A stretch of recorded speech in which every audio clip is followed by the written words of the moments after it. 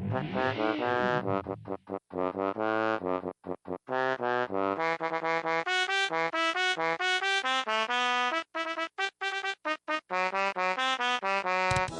to the podcast that drinks and knows things. I'm hosting tonight. My name is Abby, aka Gertie of House Condescension. Tonight's episode title is Injustice for All. Recording tonight on August 5th, 2018, covering Season 4, Episode 4. The Game of Thrones title is Oathkeeper. I am joined tonight by my co-host, Glenn of House Dog. Hello. Hi, Glenn. And... good, I'm doing good. Ben, aka Sly of House McLean. Howdy. How's it going? It's going pretty good. And lastly, we are not joined by Lucan of House Blackmead. I think. Yay! He's fallen off the bandwagon somewhere. I don't know. Well, hopefully, maybe he'll call in tonight. Who knows? He's being Munson. Yep. You better get back quick. I'm a fish survivor. I've been on every episode. You're the last one. Okay. The Iron Man competition. You're the Cal Ripken of our little group here. So, we will go on and give a shout out to a friend of the show with no Luke. Ben, you're on this. I'm going to be giving a shout out to a group I've been introduced because of Luke and a few other friends. It's called Citadel of Trivia. You can find them on YouTube and Twitter, but typically once a week, usually Friday or Saturday nights, they hold a trivia contest on YouTube for all the live chat and everything. And 2 weeks in a row of Jeopardy. Technically, I missed the week in the middle, but they did Jeopardy 2 weeks ago and last week. I'm the winner. I was top dog. So, I challenge anybody listening. Find out when they're doing it next, especially Jeopardy hosted by Felicia and Milt. I will gladly be on there to take on all comers. I'm not that good. I just get lucky with a lot of my answers. So, just like I said, look them up. They're fun. It's a lot of Game of Thrones stuff. They go into a lot of the sci-fi and all sorts of different comic book and everything.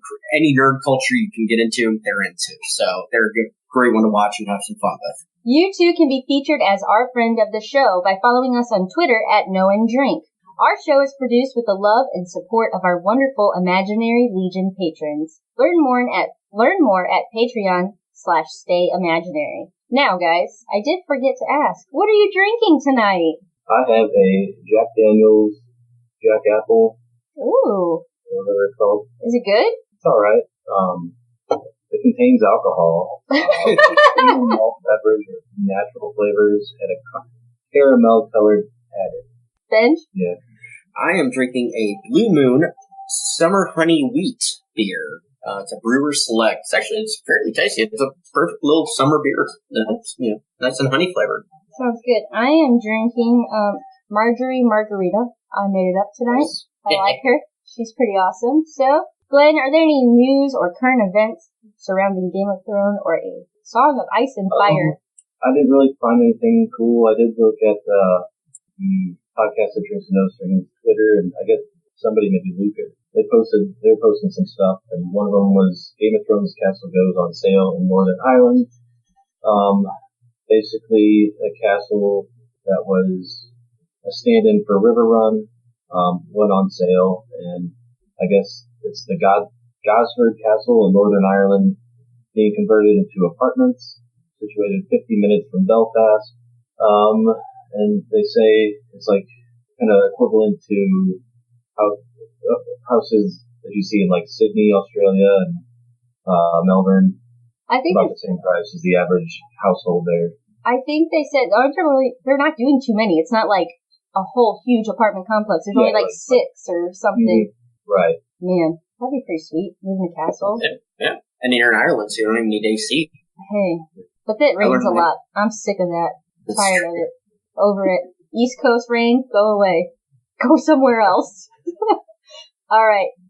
Let's do our previous episode recap. All right. Marjorie and Elena discuss a dodged bullet. Tommen learns about kingly duties. Cersei and Jaime mourn their loss with a struggle snuggle. Hound teaches Arya the way. Sam sends Gilly to dig for some gold. Ed and Gren return with a warning about the betrayers. Davos speaks with the king's voice, and Dany speaks to some slaves. All right. So again, we are talking about Season 4, Episode 4, It lasted 55 minutes. What a man. Aired on April 27th, 2014. Director was Michelle McLaren or Lauren? McLaren. And, McLaren. and the writer was Brian Cogman, sure. So we got a little note over here, Benj. No, that's not mine. That was for me. He's just clicking on it. That's why I guess. Listening to the Blu-ray director's cut or whatever, like the voiceovers for the episode, and it was Michelle McLaren, Brian Cogman, and by God, Michelle McLaren, after every single scene or every act, these characters have so much chemistry together. They're the best actors. It's the most beautiful place to film, and everybody just did an awesome. And it's like, I get it, she likes her guys and all that, but it's like after everything, she doesn't really touch on any like plot points or anything you need or to like know more inside, about, in-depth information. Just right. Their chemistry was great. The actors and stuff. Yeah. Oh, well. And that says something about this episode, because there wasn't a whole lot of other stuff besides just back and forth dialogue. Yes. All right. So our episode description is supposed to be Luke, so we'll give it over to Glenn. Glenn, you want to do our episode description? Yeah. Danny balances justice and mercy. Jamie tasks Brienne with his honor. John secures volunteers, while Bran, Jojen, Mira, and Hodor stumble on shelter. I have a better idea. We should have just cut that out. Luke's not here. That's his favorite thing. So, whoops. Just kidding, Luke. We'll see if this happens. Alright, everybody get your thinking caps on, because it's time for Quill and Tinker Pub Trivia. Question. Grey Worm asks Miss Sandy if she remembers her home. She mentioned she remembers something from her capture very well. How old was she when this happened? And we are working without Luke tonight, so I'll just act like the music here.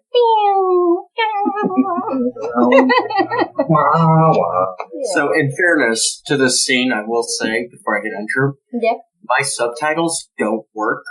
Like, everywhere I was trying to find this show. Speaking English. Was it an English part? Okay. Yeah, I think so. Okay. Yeah.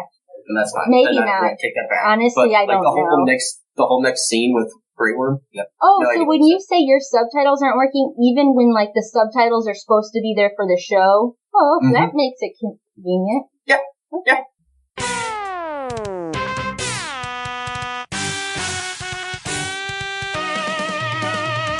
Split the difference. She was 5.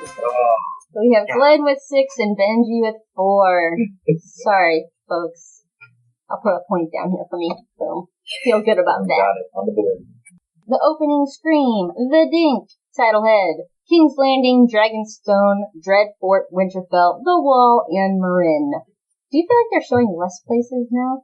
No, it's just about the same. That's I think we're just naming less. I don't know. Usually a handful, and usually there's nothing new. No. They're supposed to. Usually they go with like what they're talking about or what's in the show. So there's no Dreadfort. Oh no, Dreadfort was there. Winterfell. I mean, we haven't been there in a while. It just kind of shows up. They just remember it.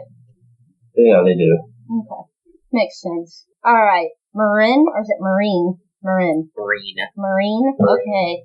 So we have Grey Worm, Missandei, Dany, Barristan, Marinese slaves, and the sacrificial Master Ham.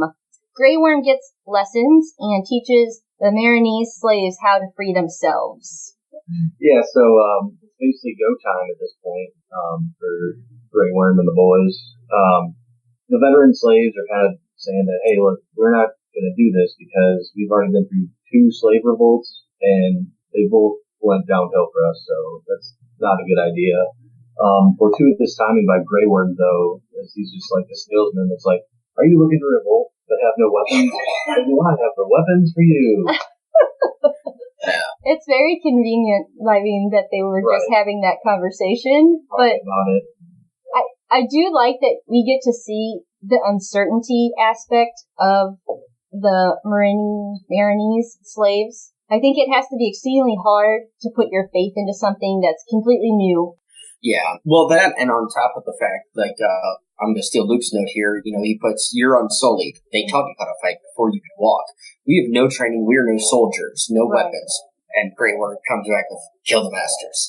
Because here's the thing, these people, as slaves, even though they were slaves, they've actually been treated fairly well. They even, the one guy, I believe, does say, you know, "Why do we need to revolt? You know, I'm, you know, treated well. I'm doing okay. You know, we don't need to, you know, listen to this dragon woman, this dragon queen."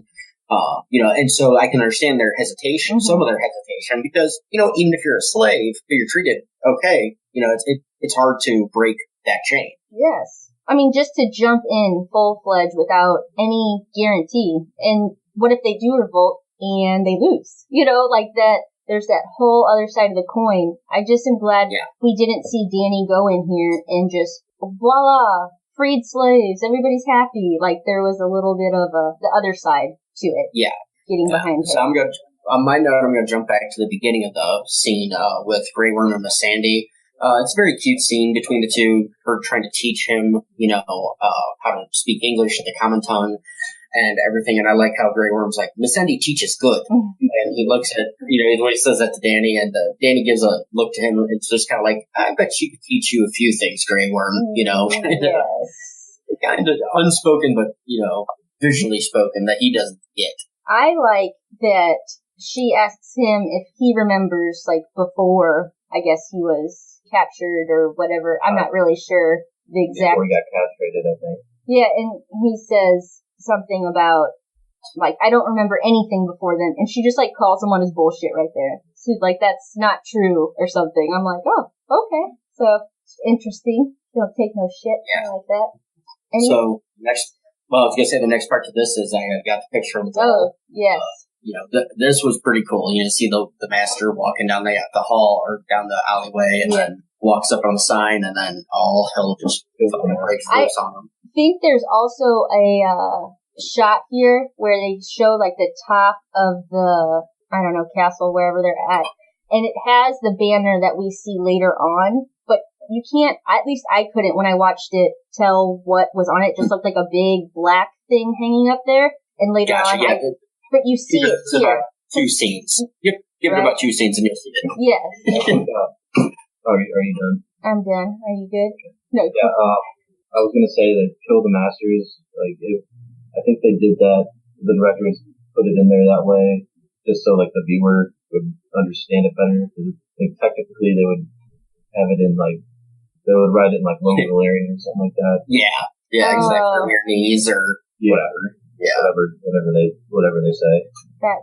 That would make more sense. You know, more people there could read it. So, anything else from this opening scene? No, I think we're good. Alright, so Dany, Barristan, Jorah, and Grey Worm. Dany is reminded of how many children were left at her welcome, and decides to answer justice with justice. We'll go with you, Glenn, again. Yeah, so fuck you, old man. Like, he just gives a suggestion and just immediately headed off and pass. Kind of unfortunate for him. And then my second note, the way that the Masters were kind of held up, just seemed like, and that's another Targaryen first down. I'm not on screen. Yeah, I don't have that picture. I should have gotten that one. The first down. Yeah. Okay. We'll just pretend like Daenerys threw a Hail Mary and down at the 1 or something. Yeah, it's kind of a... Yeah, first down, contender. First down, dragons. Man, that would have been a better capture. Screen cap, that would have been awesome. Sorry. Hey, I'm trying. Look through the notes, okay? Yeah. I'm new here. I like that, just as Glenn says, like, she just shuts down Barristan, like, right off the bat. I don't think he's necessarily wrong in all situations with that type of logic. But injustice with mercy, it could make you appear weak. And I don't think Dany at this point can afford to appear weak. I think she doesn't want to look ruthless, but to be feared is a good thing in her, for her, you know, place in the world. And the thing is, too, this is a sign of Dany's letting her emotion come over the sound advice of, common sense. I mean, it's not a bad thing. It's not the wrong choice. She's just making it known that, injustice will be served justice. Have, what is due to these men. That kind of thing. It kind of goes back to the Miri Mazdor thing. It's just like, I don't want your screams. I want your life.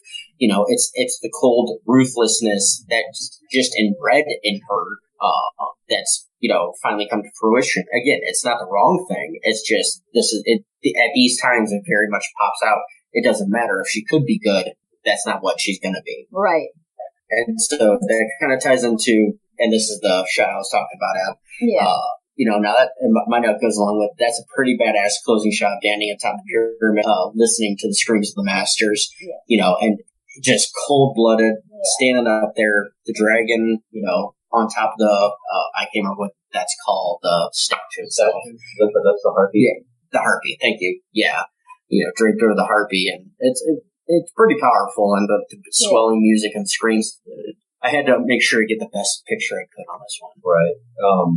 That's what you're talking about, Abby? No, so earlier when they're going in the alleyway, and they're hunting down the masters, or the master realizes they're coming after him, he looks and sees that words on the wall, and just kind of, there's a shot where that is in the background, and he kind of sees it and kind of does like a, what the fuck?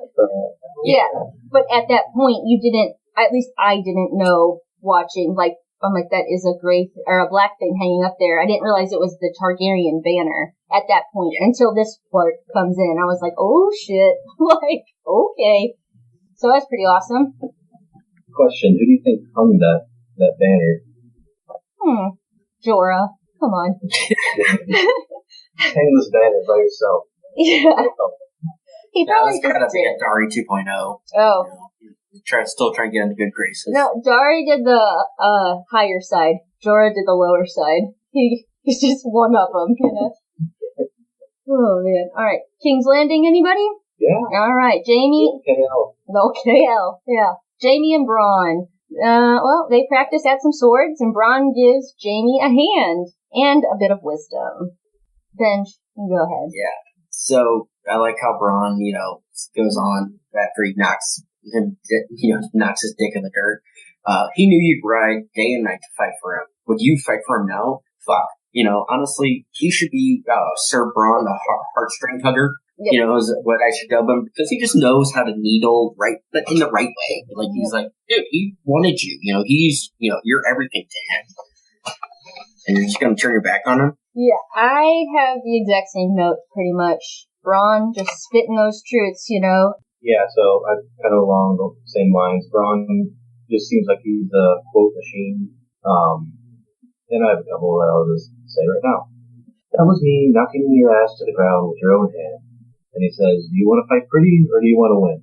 So it's just, it goes back to, I think, a couple episodes when they first started. He's still kind of teaching Jamie to fight dirty instead of, be the master swordsman. Like, with Jamie with his bad hand, he's not going to be that anymore. So he's got to fight on the dirty side, I think. He wants to get ahead. Luke even put a note in here that says, you learned to fight like a good little boy. I bet that thrust through the Mad King's back was pretty as a picture. Like, everything that comes out of Bronn's mouth is pure gold. Anything else about Bronn bitch slapping Jamie with his own hand? No. Self-explanatory. So, we have Tyrion and Jamie. Look, his talking to worked. The two talk of kin and kingslaying. Venge. Are you really asking me if I killed your son? Are you really asking me if I killed my brother? These two are so damn sweet together. I wish we could have had more scenes before this. We're on halfway through season 4, this is the second, maybe the third interaction we've had in the entire series. Yep. Because you have the brothel, right. You have the pouring out wine, the sad wine knockover scene from maybe like early this season. I think episode 1. Jamie knocks over the wine and with his golden hand. What are you talking about, the brothel, though, when he comes in and very first episode. Okay, yeah, all right. When he brings in, a dozen whores or whatever. Yeah. Yeah. And so this is only the third scene between these two, and these two are like the show at this point. Like Peter Dinklage has been the named, actor, and Nicola Waldo, I can't remember his name. Nicola Waldo has been like number 2 or 3 easily. So these two have been primary focuses, and this is only the third time we see these guys together, and this is such a great scene. You can see the heartache in both their eyes, and both wanting to believe that the other believes them. And this, Right. I think you get more of their relationship through like other dialogue instead of actually them physically together. Basically, if the killer threw himself before the Iron Throne, confessed his crimes, and gave irrefutable evidence of the guilt, it wouldn't matter to Cersei. I think that there's a lot of truth. Like, Cersei does not care at this. She got Tyrion as the prime suspect, and that's it. That's the trial's just there for show. But basically, I think Tyrion has said it before that Cersei kind of always gets her way. I find it really funny that literally no one gives a shit about the conditions Jaime endured while he was a prisoner.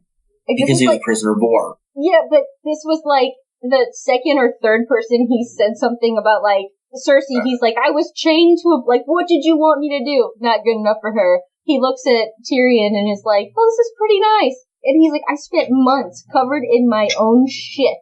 Like, that is awful. And everybody's like, so? Like, are you kidding? Like, there's no recognition at all. Like, wow, that must have been horrible. Let's get you to the Grand Maester to talk out your field. Nothing. They're all just like, so what, bro? Like, well, yeah. They don't care that he told me either. No. Yeah, that too. Well, I think Tyrion does. Tyrion. Cersei did. Yes. It seems like Jaime, like, he doesn't want to tell him that, oh, I think you're innocent. He doesn't want to step on his words, I think. But Tyrion's just like, look, I didn't do it, so there shouldn't even be a trial. And Jaime's like, well, that's why we're having a trial. And it kind of reminds me of like the 1985 World Series with the Don Dinkinger play. Yep. Where he screwed up the last play of Game 6. Yep. The Cardinals have won. But like all the naysayers are just like, well, there was a Game 7. Like, well, there shouldn't have been. Yeah, there shouldn't have been. It should have been over. Right. We're going to go with Marjorie and Olenna. Another walk through the garden leads to some plotting and revelations. So, I'm going to start with Luke's on this because it's the best. I have to take one more leisurely stroll through these gardens. I'll fling myself from the cliffs. That's definitely a David and Dan nod to South Park, calling them out the previous year. Because South Park had a episode called The Red Robin Wedding. And the whole episode, it was like a 3-part episode where basically Eric's trying to convince people to get the Xbox 360 instead of the PS4 or whatever. And he keeps walking people through these gardens while he plots, like, hey, we gotta get Stan. We gotta get Kyle. And finally one guy calls him up. He's gonna betray you. He's gonna... The neighbor's like, he walked through my damn garden. And talking of betrayal, he's gonna screw you over. Well, it's funny you said that, because I think Luke really wanted to say that, and Luke's here! Hi, Luke! He's kind of here. So there's that. Hi, Luke. Alright, well, we will... Hello. Shall we continue, or shall we take a short break? We'll just keep going, then. Alright, Luke. Since you're here, as the host, I'm invoking my right to do this. Okay. Here's your question. Okay. I have not watched this episode all the way through. We'll see how this goes. Grey Worm asks Missandei if she remembers her home. She mentions she remembers something from her capture very well. How old was she when this happened? 5 years old. Damn. Luke gets it. I shouldn't have given an option. No, he wasn't here for the question. Oh, back up to the top. Whoops. Me and Glenn split, like I did 4, I did 4, he did 6. Yep. I've seen the first 15 minutes of the episode, so that was it there. Yes, it was. Now I gotta figure, where were we? I just went off my spot. Here we go. So we're with Marjorie and Olenna. Let's start back there. They walk through the gardens, and it leads to some plotting and revelations. Luke, now you present us your idea here. The same story that we just said. Yes, in Luke's voice. Did you already read my note? Yes, that was because I don't know exactly what I'm still trying to get to my notes, but I really liked this scene. I thought they were pretty funny. Mhm. I think the line, if I'm remembering correct, that I pointed to was Elena kind of saying how she was really good at putting out. Am I wrong on that? You are, but that was my note. Those lines, yeah. Yeah, my note was I was good, very good, and she even says, what's her husband's name? Luther. Yeah, he couldn't walk the morning after, and when he could walk, all he wanted was what I had given him the night before. That's right. Dang, girl. You get it. What a babe. Definitely. What a babe. All right, Glenn Dog. Yeah, my only note is I think she says she's going to get out of Dodge, which is just convenient for her just to get out of the shadow of Joffrey, I guess. As she mentions to Marjorie that it was kind of her idea, or not to let her marry Joffrey or whatever. So I guess it's just a good opportunity to, while everyone's kind of focused on that, to get out of Dodge. And then she mentions to Marjorie, hey, like, go build a relationship with Tommen. Yeah. Just because Cersei's going to turn him against you, any chance that she gets. Yeah, and like they were talking about, Marjorie's like, well, his uncle could have killed him and, could have been responsible, Tyrion and all this. And she's like, oh, he could have, but he didn't. But he could have, but he didn't. You didn't think I'd let you marry that little beast now, do you? And it's basically, did you understand what she was saying? Yes, definitely. What was she saying? She said she had him killed. Like, she's part of the plot. Her and Microfinger. My idea is her and Microfinger in their little exchanges earlier on this season, last season. I don't really know. Whatever they were talking, they were plotting this. They are, the Tyrells are Microfinger's new friends. And what I wanted to do and I didn't do was go back and watch the previous episode and see where the slip was. That's the only thing. As soon as we started talking about this, I was like, shoot, I really meant to see, like, how it unfolded. So that's pretty exciting, though. I love the way Olenna kind of breaks open the way she says that. She says, like, yeah, he would, but he didn't. Like, clearly, like, oh, she has a good read on Tyrion. First time you're watching it, she's like, okay, yeah, she's got a good read on Tyrion, and clearly we know that Tyrion wouldn't do that. We've seen him adamantly, profoundly say that I haven't done that. So it's like, oh, Olenna is a strong character, good perceptive skills. And then she says it again to, like, really insinuate, get your head out of your ass. Yeah. We did this for you and for us. I also thought, like, what a good grandma. Like, good looking out for your own family. Like, we could not have you married to him. So that's... Yeah. And then the advice of, now you need to talk to the next one. Yep. Before, shit goes south or goes sideways with that one. Before Cersei really stops letting you have a chance of doing that. I also think it makes it very apparent what has gone on here because of the way the scenes are cut. This is directly after Microfinger and Sansa are talking, and it cuts right into this scene of Marjorie and Olenna kind of answering Sansa's questions almost. So I was like, oh, well, this is new. I did not really, this was not where I thought this was going, but I like it. I'm good with it. Yeah, they're talking about new friendships and stuff like that. Yeah. We'll get to it, but yeah, that's what they're kind of going hand in hand and almost for the viewer to set up the next scene. Yep. And you're like, oh, I get it now. Oh. A little heavy-handed, isn't it? Oh, yeah. So, my note on here, I see it, you guys have already mentioned it, I'm sure, but, Olenna says, if I have to take one more leisurely stroll through these gardens, I'll fling myself from the cliffs. And I find this really, really funny that they put this line in here because in one of the DVD commentaries, Dave and Dan Weiss and Benioff, they talk about how after they saw the South Park episode where they make fun of walking and talking in the gardens so much that they were like, yeah, we do this a lot. Yeah. So, it's funny as they worked like a native line at it. Because this was about the same time the South Park episode, or the the 3 episodes came out about the Game of Thrones South Park. Right. Yeah, because they came out right around Thanksgiving time or October, and then this premiered in Black Friday. Yeah, then this premiered in like April time, so just perfect time to get a line like that in.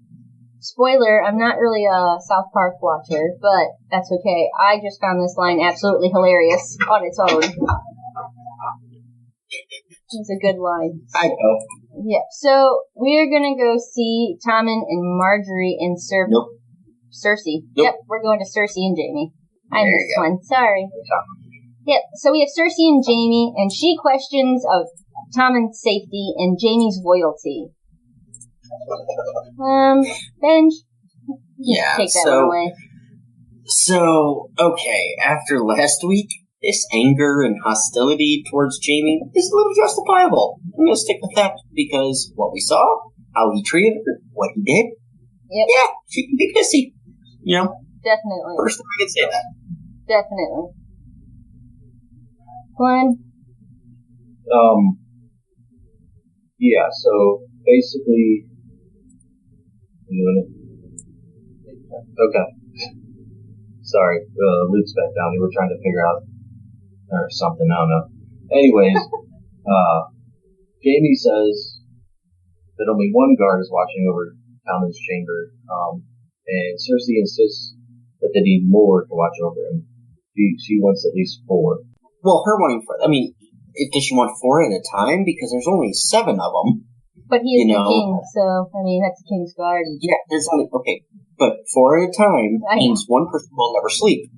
Yeah. You know, if you do 12-hour shifts. How's the rotation go? Yeah, you know, There's going to be 4 at a time and 3 guys that presumably are not going to be watching him. Yeah. And then when they sub in, and then one guy just kind of shit out of luck. Yeah. Exactly. I don't really have anything to say. Cersei is just Cersei, in my opinion. Excuse me, my opinion.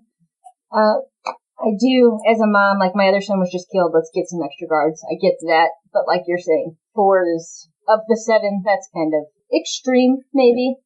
You figure it's 4 or 6, because one of them's down in Dorne with Marcella. You know, so there's That's only right. 6 of them. That's Those guys are fucked. Yeah. That's a long day, long 24 hours that time. So now can we move to Tommen, Marjorie, and Sir Pounds? Did my audio get better? It did, yes. Yeah. Okay. Yes. Sound good? Alright. Sounds good to me. I don't have any thoughts on this thing. Great. Nothing. The only reason I keep asking about this is because we have Tommen, Marjorie, Sir Pounce, and the king gets a night visitor. And my question to this is to Glenn. Yeah. Your note, the first part at least. Go ahead with that, and then I'll ask my question. You know, Marjorie slips past the king's guard. And I want to know, how does she do this? Maybe if there was 4, she wouldn't have slipped past. Well, I don't know. She could have offered up, some kind of good or service.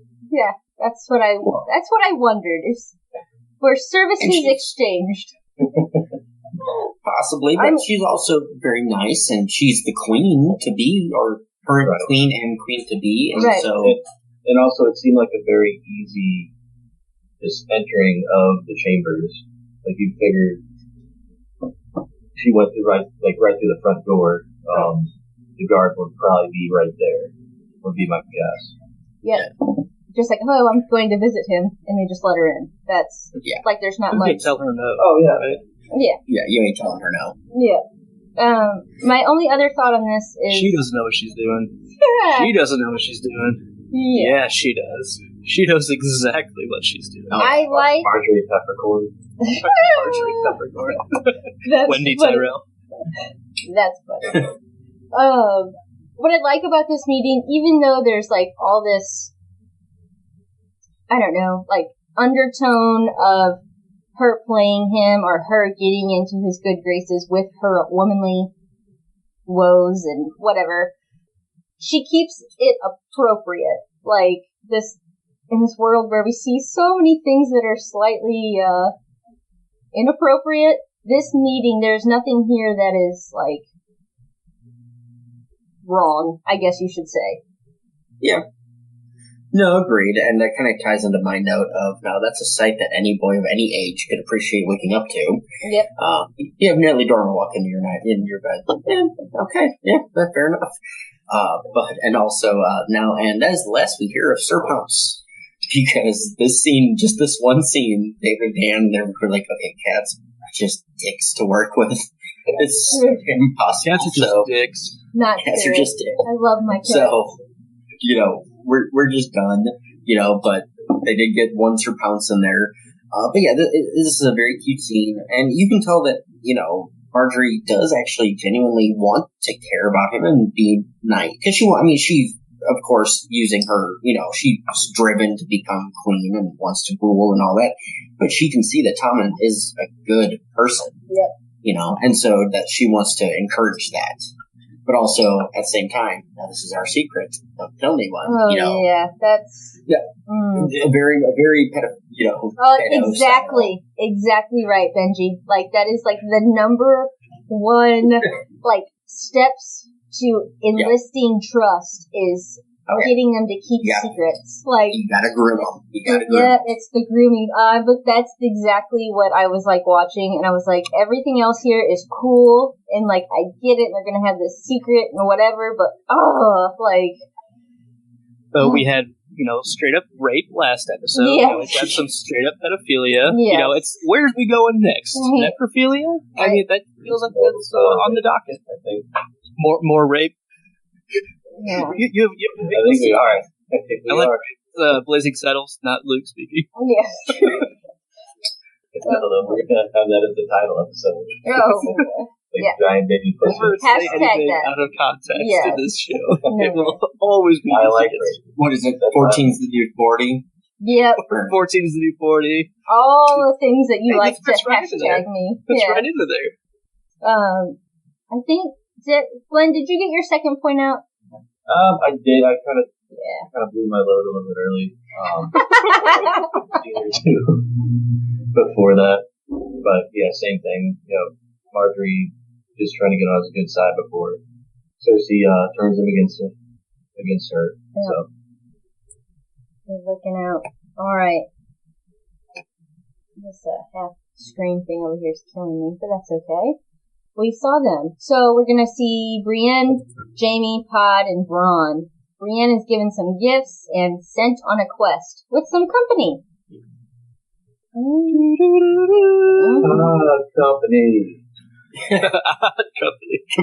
Company. All right. I love the look of the blade. I think it looks awesome. It's a cool picture of it too. Nice capture. Thank you. Smell of blade. It smells good. Yeah. It looks huge. I mean, even compared to ice, that shot there makes it look fucking massive. Thanks. It's all about those angles. It's all about the angle. It is all about the angle. Just take notes, young men. Oh, out there studying art fiction. They are very unflattering angles. Oh, Lord. Okay, anyway, so Thanks, Glenn. the blade looks good. Yes. All right, Ben, go ahead. So I think it's fitting for him to give her the sword to, basically Ned's sword itself so she can go defend his daughters. But I wonder how Tywin will take this when he finds out, oh yeah, you remember that Valyrian steel sword you had made for me? Yeah, I gave it to my man friend. I think slap in the face, that's how he's going to take it. I mean, he probably will be kind of upset, but I think Jaime is the prodigal son or whatever. Like he's still no Tyrion. I mean, I think him. And in fairness too, I mean, there is another sword out there, so it's not like they're losing a family sword. They're losing they still have the widow's wail or whatever. Yeah. So, family swords.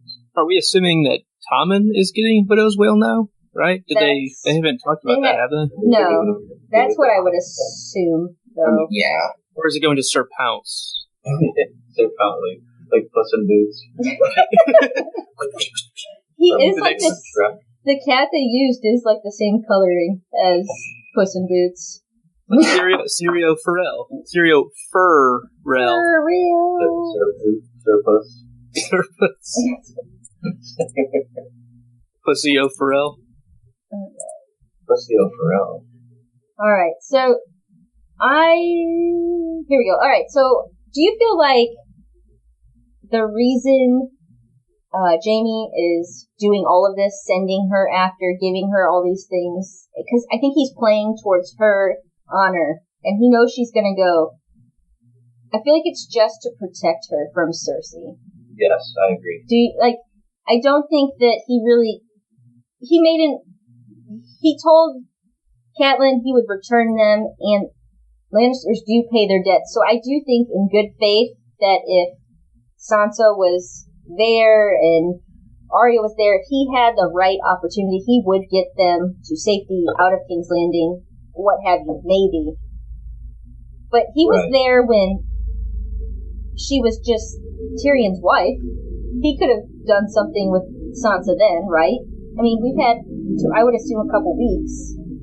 Well, I think that at one point he does, like, when Bree calls him out on it, he's like, look, like her family's basically all dead. Yes. Like, this is the safest place for her. And according to him. Right, and I think and that... knowing she's...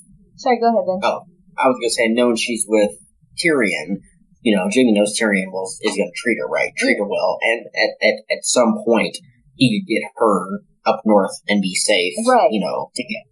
He feels like she is safe with Tyrion. Yes. So I feel like this is just a fake mission he has made up for Brienne to get her away, because... Yeah, maybe not fake mission, but just get her out away from Cersei. Get her, an opportunity, a reason to get her along with Pod, out, because I think Cersei at one point referred to her as, that cow or, whatever she said. Yep. Referring to Brienne. And I think at the wedding, there's another point where Brienne and Cersei are talking, and Cersei just doesn't like the way that she's looking at Jamie, and it just looks like a bag of worms. Yep. Pod as well. Pod, I think, basically must have been a Tyrion wish to Jamie to get Pod out as well, because of what they could do to him to try to confess for Tyrion. Doesn't Pod even say like he would, or told them he would like stand up and be a witness for Tyrion? That I don't know if he went that far, but they asked him to be a witness against him and knighthood, and he said no. No, so he's already got a target on him. Yeah, Tyrion basically said, "You need to get the hell out. This is goodbye, Pod." Yep, exactly. And yes, that was an iPod joke. Never lived a better squire, I think.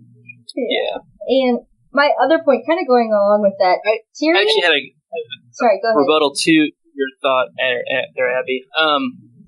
I don't know if it's entirely just to get her out. I mean, it's absolutely to get her out away from Cersei. But I do think that he does care about the promise that he made to Catelyn Stark. Yes. I think that's very important to him, and this is maybe the first chance he's really had to do something about it, or at least the time is better to do something about it, because Sansa's gone. She's gone. Yeah, because she's and now she's not safe.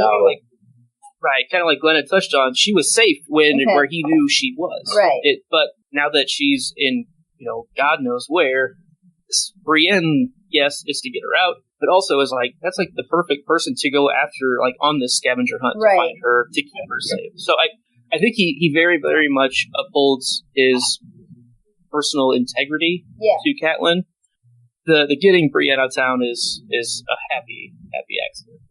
It conveniently goes along with it. I like both of those reasonings, because I've come to really like Jamie. I like Brienne, obviously, and I'm glad that this situation does kind of protect her from Cersei's clutches. Yeah, and honestly, I think, to go on your point, I think the getting Pod out is more to get out of Cersei's clutches than Brienne. Yeah. Brienne is more do the honor, do the oath, keep me, honorable. Pod is get him the fuck out. He's going to die, and for Tyrion's sake and everything, and this kid's sake, I thought it was really sweet that we see both Tyrion and Jamie here being so sentimental. They get Pod gets the battle axe. Brienne gets a whole bunch of shit. Like, how nice. Yeah, armor.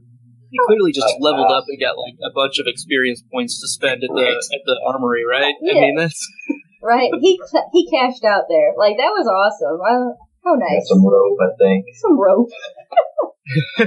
Oh, don't forget your fucking rope. So I got a question. So have you ever went on like a road trip? Yes. And then you come home from said road trip. Yeah. And go on another road trip. Mm-hmm. That's basically what Brienne's doing now. Yeah. She stepped back not too long ago, and now she's going back on the road for another task. How would that make you feel? Well, King's Landing is definitely not her home. We know that. But it's like the first time she's had a chance to settle down. She's unpacked her suitcase.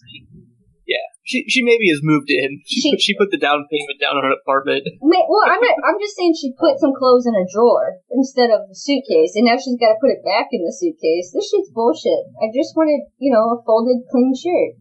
Damn. So, what episode did they get back? Was it 10. It was 10? 3:10. Okay. Yeah, I mean, that's definitely not very long there, Glenn. Good call. Get the fuck back out on the road. That was a control. Yeah. But like you said, Luke, that's not her home.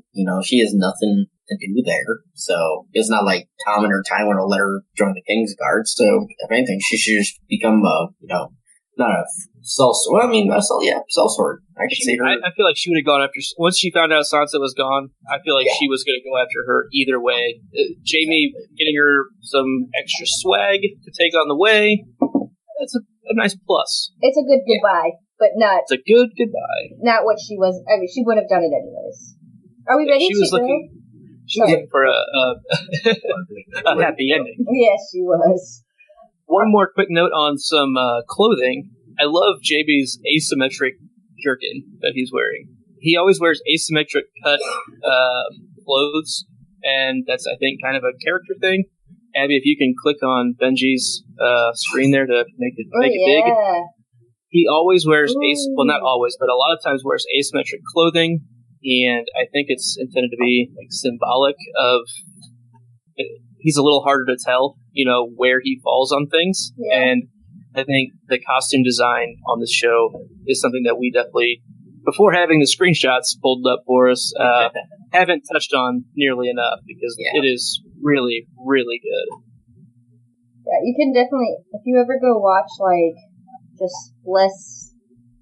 smaller dollar productions, and of this type of fictional period where you've got the leather and the swords and horse, and you see their costumes compared to this seems believable to me.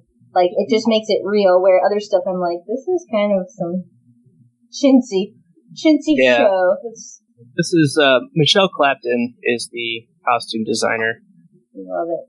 And she's been always since the beginning, and it's been really, I think that's, like you said, cheaper shows, it feels cheaper because they don't do costumes right, or sets, done right. Mm-hmm. And they have the same costume, like that episode of Curb Your Enthusiasm, where Larry gets he's in some kind of TV show, and they give him one suit to wear, and then he ends up getting a blood stain on it and ruins the suit, and then there's just one suit left at the store, and some other asshole buys it or whatever, and he's gotta convince that other asshole to give him the suit. It's just a whole big thing. That's my suit. Well, I would go with the George Costanza from Seinfeld of hiding the suit and basically telling the other guys, oh, that suit doesn't look good on you. Blah, blah, blah. And the salesman's like, it's going on sale on Monday. And both fucking talking over. Yeah, basically, same story. Same joke. Same joke. He doesn't let it be this joke. Alright, we are going to the narrowest of seas. All jokes about narrow seas go. And Riley. Get them in there. They ain't gonna make it. There you go. Alright. So we have Sansa and Littlefinger. On the water, they talk of motives, confusion, and friendships. Yeah, so I'm going to make my quick note on this. I see Luke had rearranged this around because I did have this in the correct order on this one because it did make more sense to put it before the Olenna and Marjorie. But I understand. But I'm a semantic asshole. I know. So I'm just calling This is technically correct. You were correct, No. but this is technically correct. Which is the best kind of correct, according to Futurama. So, Right. But Damn, I'm almost... my only note is Chaos Theory is to the ultimate degree. Be so random you even confuse yourself. And that's kind of the game that, like, fucking Littlefinger's playing, like, fucking 12D chess. Oh, Right. Go ahead, Glenn. You're good. Sure. I was just gonna, kind of say that Sansa kind of calls him out on, maybe being the possibility of doing the murder. And, like, Micro doesn't deny anything, but it's funny how he just kind of turns the tables a little bit, and then it almost makes it seem like Sansa's really the guilty one. Yeah. He definitely kind of plays up well, you had a hand in this. Like, definitely, like, brings up the guilt, and it kind of, this is again one of those, like, kidnapper tricks, like mental. Absolutely. Like, hey, you can't leave me because you're fucked if you do. Like, everyone's going to think. Yeah, this falls. It's funny that we've seen, like, such shitty manipulation in several different ways in one episode. It's pretty, like, really dark territory, psychological stuff going on. Yes. Yeah. I do like here, though, even though he is manipulating her, she doesn't back down here. She doesn't just take what he's saying at face value. She says to him, "Who could trust you?" Right there, she's like, "I'm not," and he kind of changes his story or whatever. I like that the common courtesy she's been taught as a lady. Not that they're falling to the wayside. I don't think she's like some big badass like heathen. She's not Arya. She's not Arya Underfoot. No, she's not. But she is questioning, and she's expecting and demanding an answer that is believable, other than just the bullshit he's throwing at her right away. So that's not that I don't think, like, Sansa has been getting smarter and smarter as we have watched, and I thought that very much when the battle of King's Landing, and she's in the room in the Red Keep or wherever, and we see what's her name, Cersei, and her. I'm like, okay, that's like a little more mature, and this is a little more mature. It just her character, her character is just really growing, and to have the balls to just be like bullshit. Like, I just liked it a lot. And Sansa's not my favorite, but this was a good, like, Sansa growing moment. And Ab, if you remember from, early on, first season, I was anti-Sansa, anti this, because, and that's the way you're supposed to be, She's kind of annoying. Very annoying. She played, like, I don't even know if it covers it in the show, but she's the one that sold out Ned about going back north to Cersei and all that shit. They show her going to tell Cersei, and so it's one of those that, from those aspects, it's like, you fucking bitch, blah, blah, blah.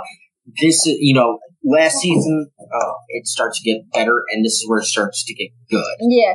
Where, it's like, okay, she's not, and even in season 2, it's like, it starts to build. That first season, she's so annoying. Yeah. But now, she's one of my favorite characters, and, as much as I hated her in season 1, at this point, I really dig this character. Right. I think it goes back to the maturity. You can tell that she was definitely not ready to match wits against somebody like Cersei.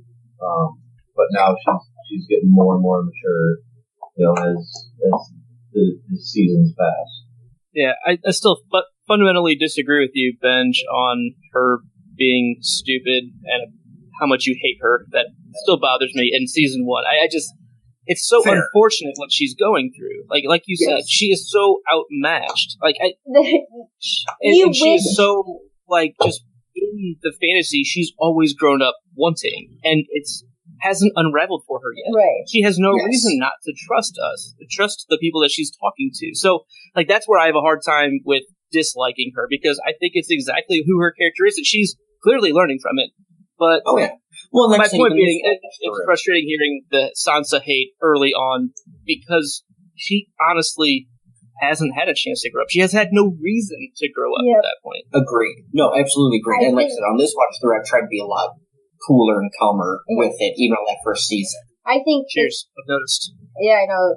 But I think it is frustrating watching as like an adult or somebody who is skeptical to see somebody so naive and to sit there and be like, why are you being so naive? Like, hello. She's not watching Game of Thrones. Exactly. She's like a little girl and being like this is being crushed right in front of her. Right. So there's no conniving in Winterfell. Yeah. There's none of this. I know.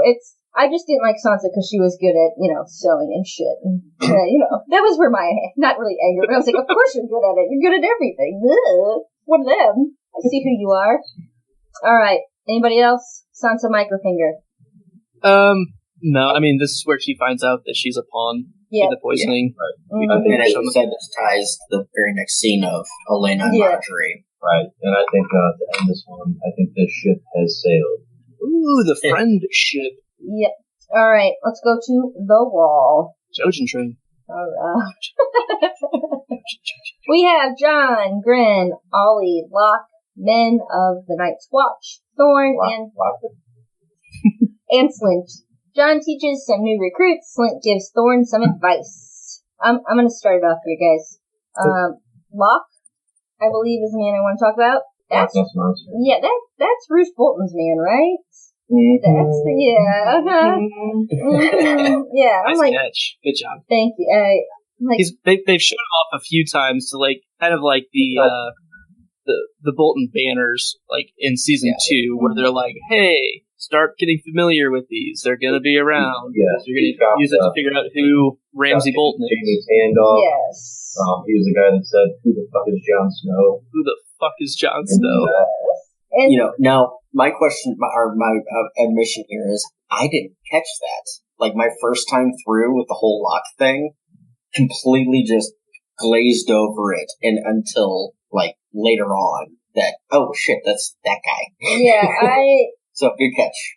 I can't keep it all to myself. It was Joe's catch, not mine. He's like, hey, that's not your average. Yeah, he's like, hey, that's the guy from that one guy with, who took over that. And I'm like, what the fuck are you talking? He's like, thanks for the description. Yeah, and he's like, so. Then I started thinking about it, and I'm like, hold on, wait. They sent him. Okay, I got it. But had he not stopped me and said, isn't that the one guy from the one guy? I would have just not even noticed. But that's okay.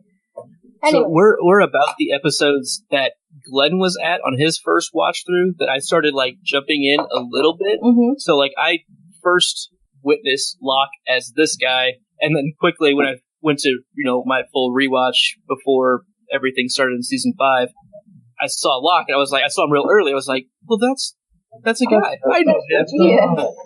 That guy. So I never had a chance to not realize it was him. Yeah. Right. I've got a confession. You were talking about seeing other guys.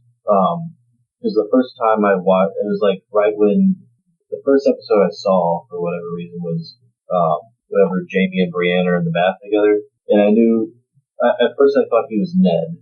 Okay. He kind of looked like Sean Bean a little bit. Right. Yeah, his hair was got a shoulder length at the time. Strange. Yeah. And then they still talk about Ned Stark all the time, so they're like, oh, that must be Ned Stark, and then come to find out it's not. It's almost the opposite in some ways. Oh, right. It's confession hour on the podcast that Drinks and Knows. Anybody else have embarrassing questions, comments, or things? I've never seen this show before. Oh. What are we talking about? I don't know. What are we talking about?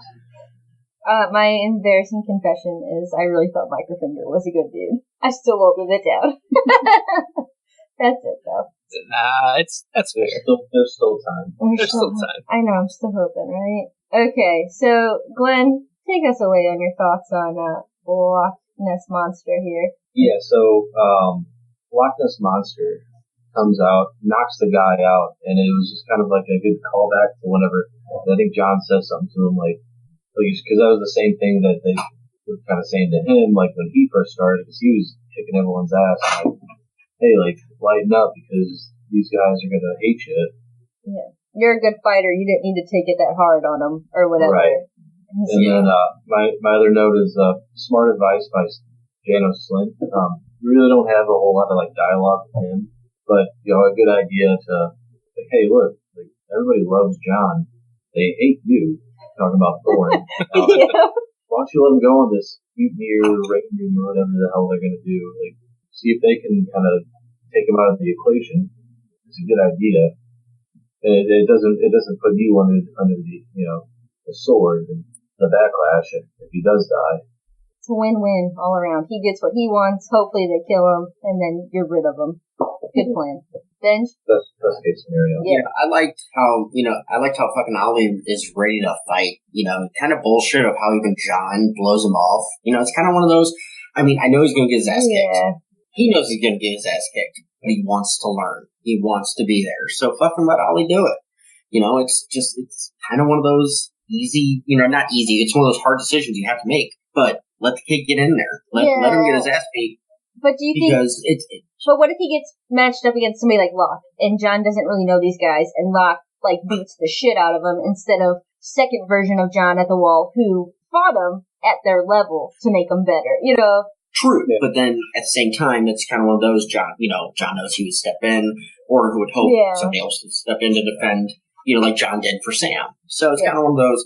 I mean, I get it. You don't want to let the 12-year-old kid fucking, fight get men. his ass beat. Right. But not fight men. But you know what? John is only 15, technically 16 years old. At this point, he's fighting 40, 50-year-old rapers and murderers. So yeah, I think there's a big thing that happens between 12 and 16 in a boy, though. There's a lot of muscle development. And, you know what I'm saying? Yes. Give him his chance. Give him the chance. Get knocked on your ass. Yeah. I think my point though was sit this one out, watch and learn, so to speak, and your time will come. Yeah. It's not going to be today. We're just trying to teach everybody this. Get the second sword and try to unwield that. Not really something I think for the ropes course that Ollie could handle. I guess so. He didn't meet the height requirements. At least let him do something. Pull a sword. He needs to not course the underhank and shookshank or hook or not, whatever they're called. Hey, Luke. So. Luke, is your mic muted? Well, you're not talking right there. But no, he's not. We couldn't hear him. I saw his. Oh no. There. That was something. Yeah? There we go. There we go. Okay. Hi, I'm back.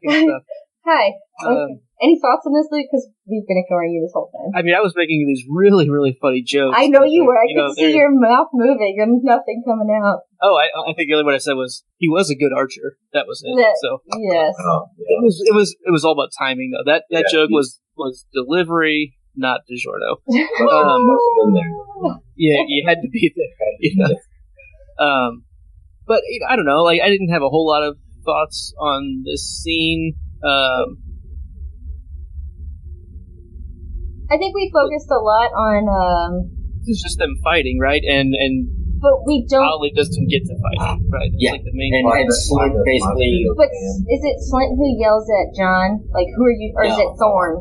Who are you training?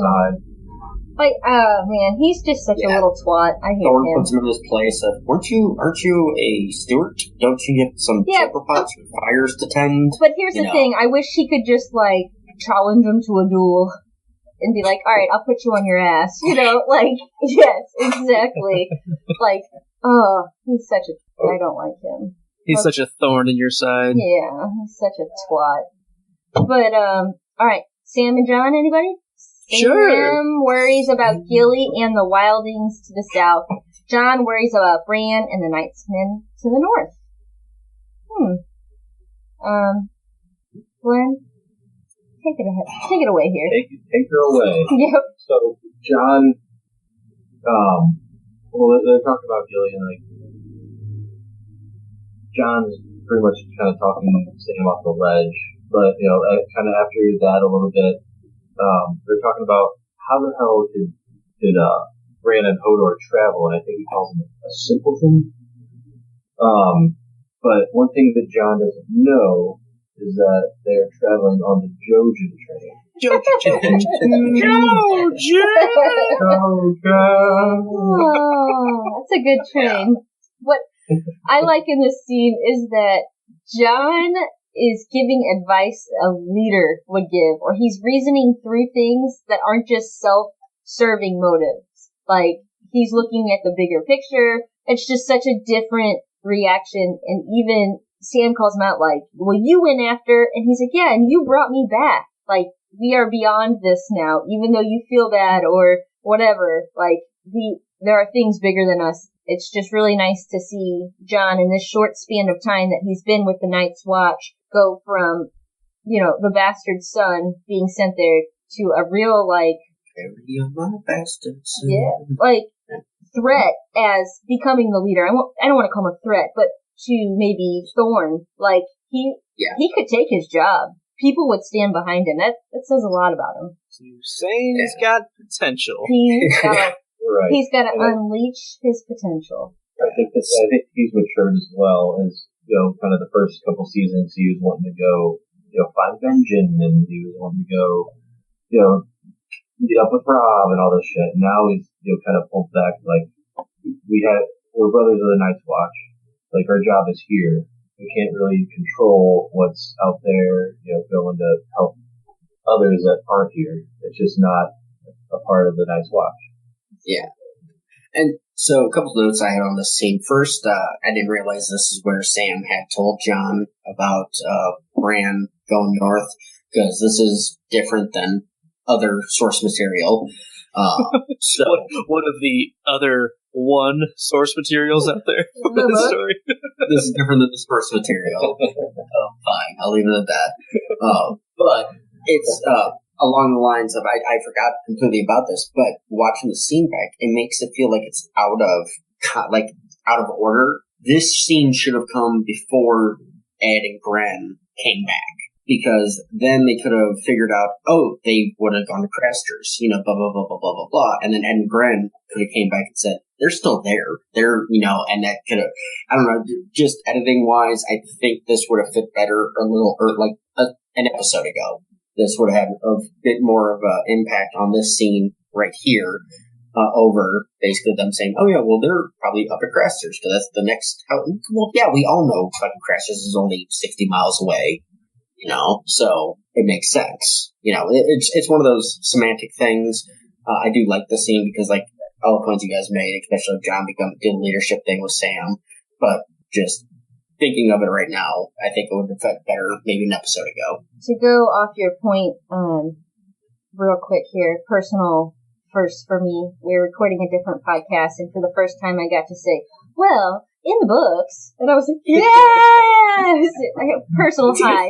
It is. Good, doesn't it? And I'm the only one who's read it, so I'm like, yes. It was pretty awesome. Sorry. Anyways, anybody else thoughts on the actual scene here?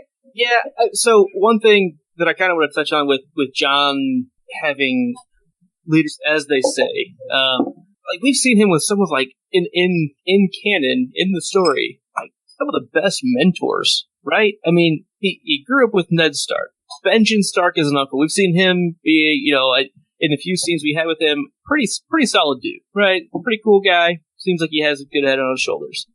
Taken to the wall with Tyrion Lannister, who kind of helped him learn humility and, like, all these sorts of things. And then he gets there, and he gets to the wall. He's got Old Bear, Jeor Mormont, kind of teaching him his responsibilities that he has to do. And I don't know. It's just, it feels like he's had some really good Aemon Targaryen. That's not a spoiler anymore. And having to deal with Alistair Thorne and Jaina Slynt, but also having Sam there too. I think Sam has kind of played a mentor for him on a personal level, kind of like, hey, you're best bud. Kind of they balance each other out very well. But I just think it's interesting that he's had such great leaders to learn from. Even Mance Rayder. He learned a lot from Mance Rayder too about, liberty, the freedoms that people want and probably deserve. And I'd even throw in Torment. Yeah, the way the show does it, yes, absolutely. Yeah. And obviously he learned some things from Ygritte as well, and taught her a few things. And it's funny that he has such great chemistry with all of them. As Michelle McClare would say, I just love seeing actors together. They have such great chemistry together. It's so good. This is the most beautiful place to shoot. They're probably going to bang after this scene, The art department did such a great job. Abby's cleaning her teeth out on camera. No, I'm not. I'm just sitting here waiting, trying to pick out if you guys moved on, or shall I move you on the Trojan train? Okay. Take that Trojan train. We wrapped it up. Perfect. Thorn, John, Slint, Ed, Gran, Ollie, Pip, Locke, and unnamed Watchman. John is given permission to go after the rebel brothers and rallies the troops to join him. Nice speech. Yeah, right? I mean, he basically says, this is something we have to do because we're kind of fucked if we don't, right? Mm-hmm. So, who's with me? Yeah. I mean, I'll go by myself.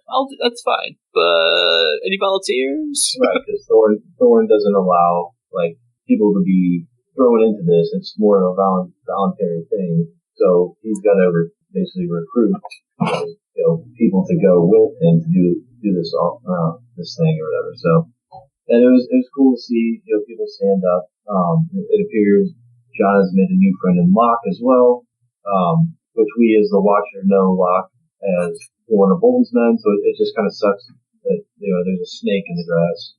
Yeah, but it could be a turning point for Locke. We got the Jamie's redemption arc. This could be Locke seeing, hey, there's actual shit out here that needs to be fixed. I mean, yeah, is he a piece of shit? He's been a piece of shit, but we've seen gray area characters. Yep. So, I mean, I'm going to say, there's hope. I don't know. There's hope. All right, what don't bad talk have we anymore. seen Locke do? I can't. Being allied with Bruce Bolton. Doesn't know who Jon Snow is. And he's the one that actually took Jamie's hand. Yeah. Right? In the show, yes. But at the same time, Jamie was a runaway captor of Robb Stark. Right, so it just depends on which side you're looking at that from. Hold on, wait. So we have Bruce Bolton, right? And that's Ramsay's father. And then with this, we hear Reek, a.k.a. Theon, tell them that he didn't really kill the boys, that he killed the farmers' boys, or whatever, the millers, or whatever. And then, to me, I could just be making this up or surmising wrong, but I feel like he sends Locke to go up there because the boys are probably with Jon Snow to do away with them so he can still be Warden of the North. That's plausible. I mean, that's how I feel like the show is presented to me to start feeling. So I feel like that's why I feel like I don't trust Locke, because he is sent on this mission to kind of ensure that Bolton's place is secured and good. His mission is to find the boys. Yes. That's do away with my point. Sorry, go ahead, Glenn. My point was John doesn't know that. Exactly. It seems like they're just building a friendship, real quick, as he's just a new recruit. They seem to hit it off pretty well, but John doesn't know that he's actually one of Bolton's men. I think Locke says that he knows from the Stormlands or something like that. Yeah. Gave porridge to people or something, to kids who needed. He basically stole or something. I don't really know. Like a Robin Hood. Yeah. So probably something porridge related. Poor and porridge. And I swear they say something about porridge in there. I swear. I don't know. So he, in that training ground scene 2 scenes ago, he was a pretty good fighter, wasn't he? Like, he kind of kicked some ass. Kicked that guy. Yeah. He knocked him out. Yeah. Knocked that guy out cold. Yeah, it was kind of bronze style fighting too. It wasn't it wasn't honorable, knight style. It was, he took a couple quick cheap shots and knocked him on his ass and knocked him out. Yep. All right. There we go. All right, Crafters, ready?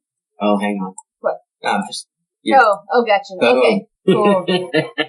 We have Carl, Rast, Mutineers. Is that like the Mouseketeers? And Craster's wives, and Tommy Crasterson, and Ghost. Tommy Crasterson. Yes. Oh my god. Because Ellis, we dubbed Ellis Timmy Crasterson, so this is Tommy Crasterson. Little Sam Ellis. Is Timmy. Timmy and Tommy. Timmy and Tommy Crastersons. Have you ever watched Frosty the Snowman Returns? I'm pretty sure it's, I don't know, it's one of the there's Timmy and Tommy Tinkerton, so it's pretty exciting.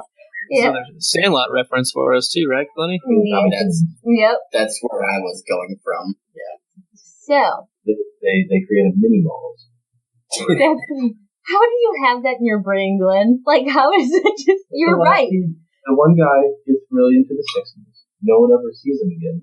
Those two assholes make mini malls. Yep. Vince Palladores marries Wendy Peppercorn. They have 9 kids.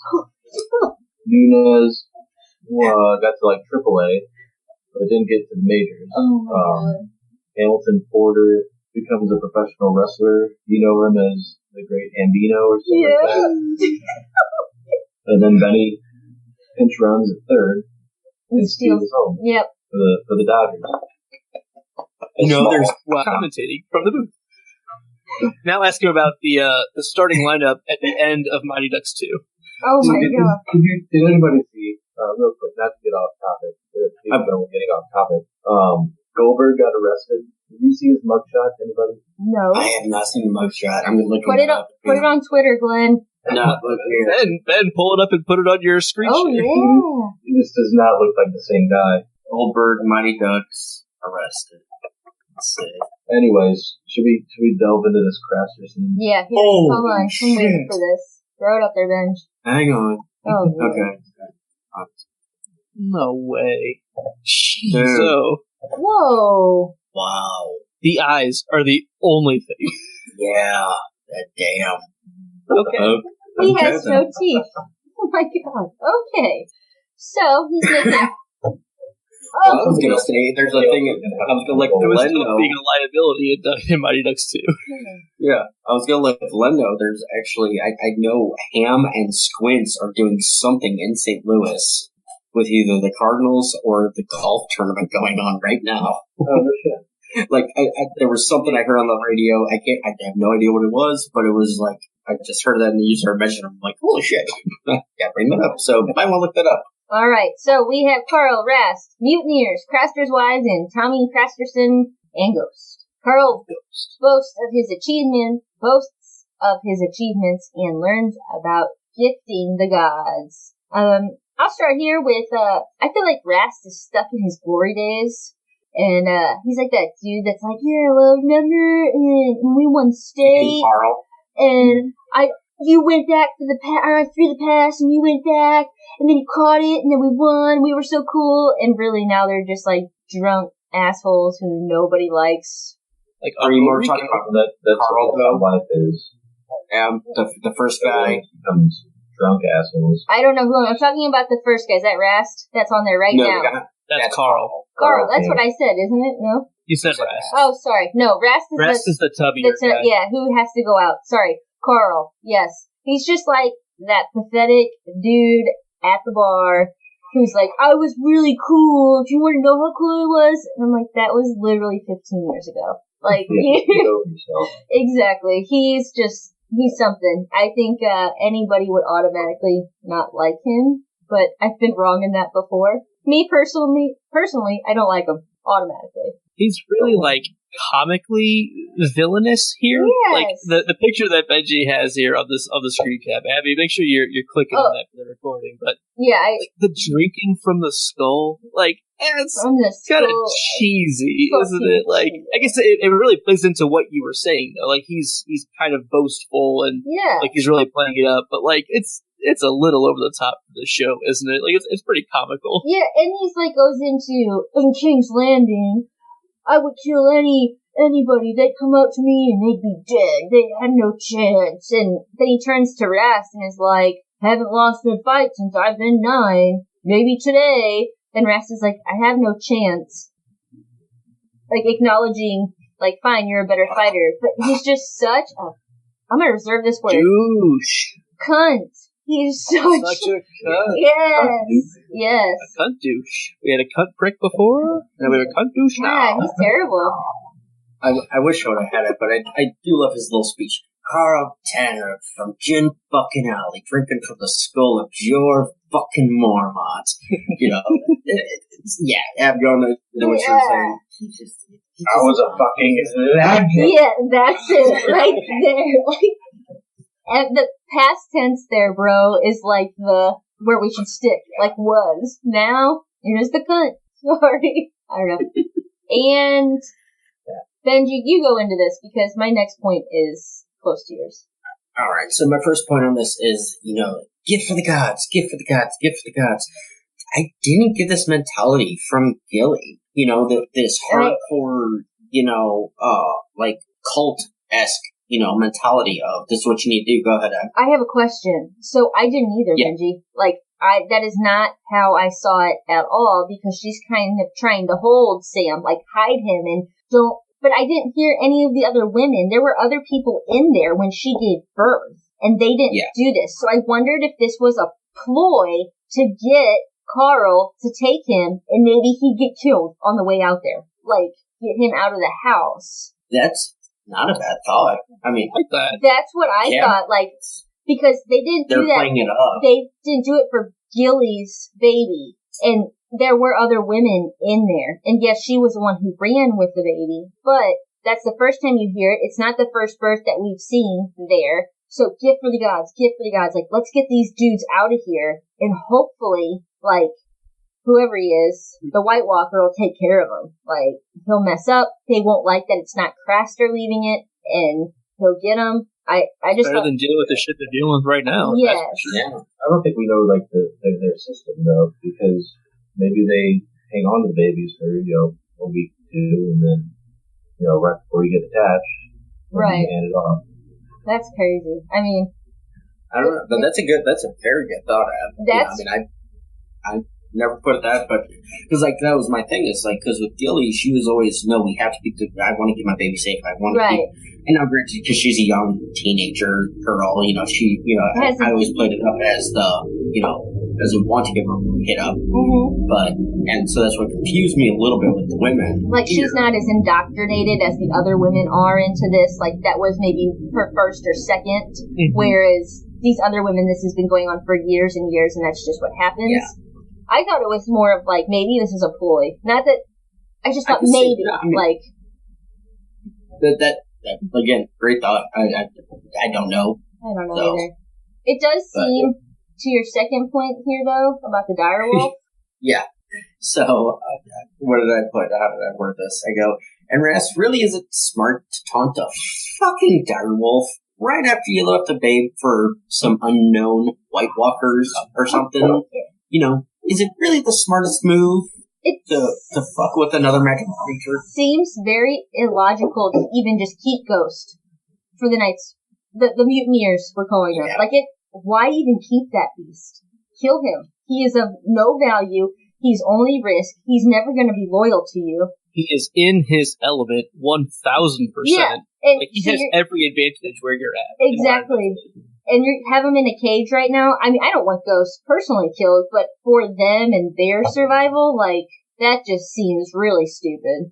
That seems really stupid to me. That's all I gotta say about that. My point, this is one of my favorite scenes, solely because finally we see like a side of the Night's Watch that we really haven't seen on screen, but only kind of heard.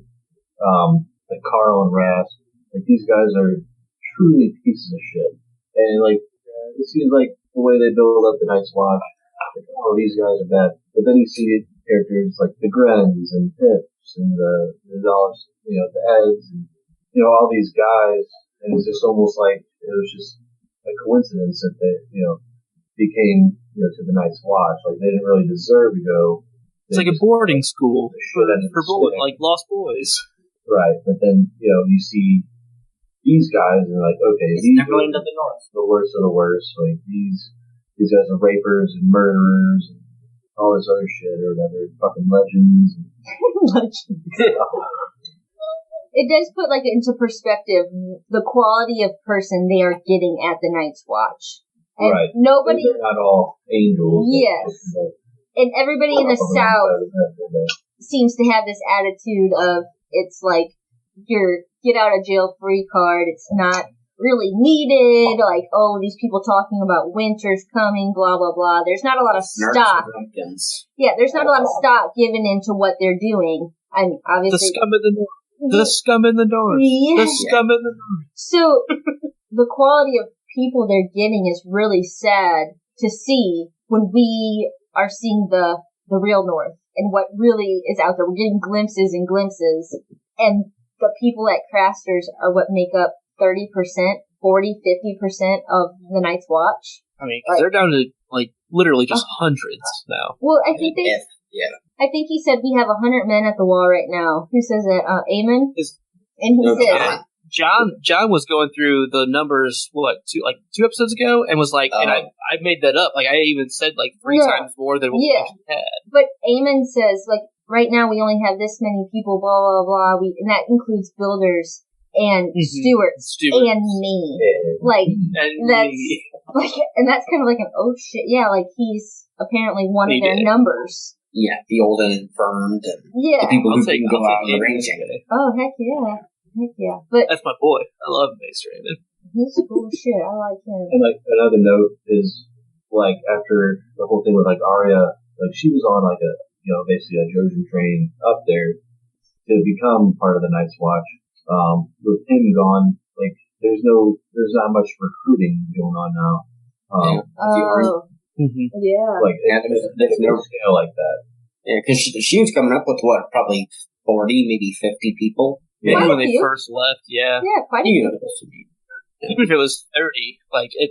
You pick up some more on your way north, and... Stop by all the holdfasts. Yeah. Which ended quickly when they realized the gold cloaks were after them. That's when they were like, okay, we're just going. You're right. Exactly. Alright, so, still at Craster's, we see Bran, Mira, Hodor, Summer, Jojen, Carl, Rast, and crew. While looking for a crying babe, Bran gets Summer trapped. And while looking for Summer, the whole crew gets taken. Poor Hodor. Yeah, Benji, go again. Say that. Sorry, poor Hodor. Hodor. That was, Hodor. Cheers. You see me, but that was sad. I'll go with that one. It sucked. He's a simpleton, as John said, but he's a good heart. And he's here of none of his own volition is the other thing too. Like, he was told to go here, so he went here. Like, he has no choice in the matter. I feel like he's had a choice to follow Bran. I feel like he has chosen. I do. I feel like, initially, I feel like he has a personal obligation the same that Osha did.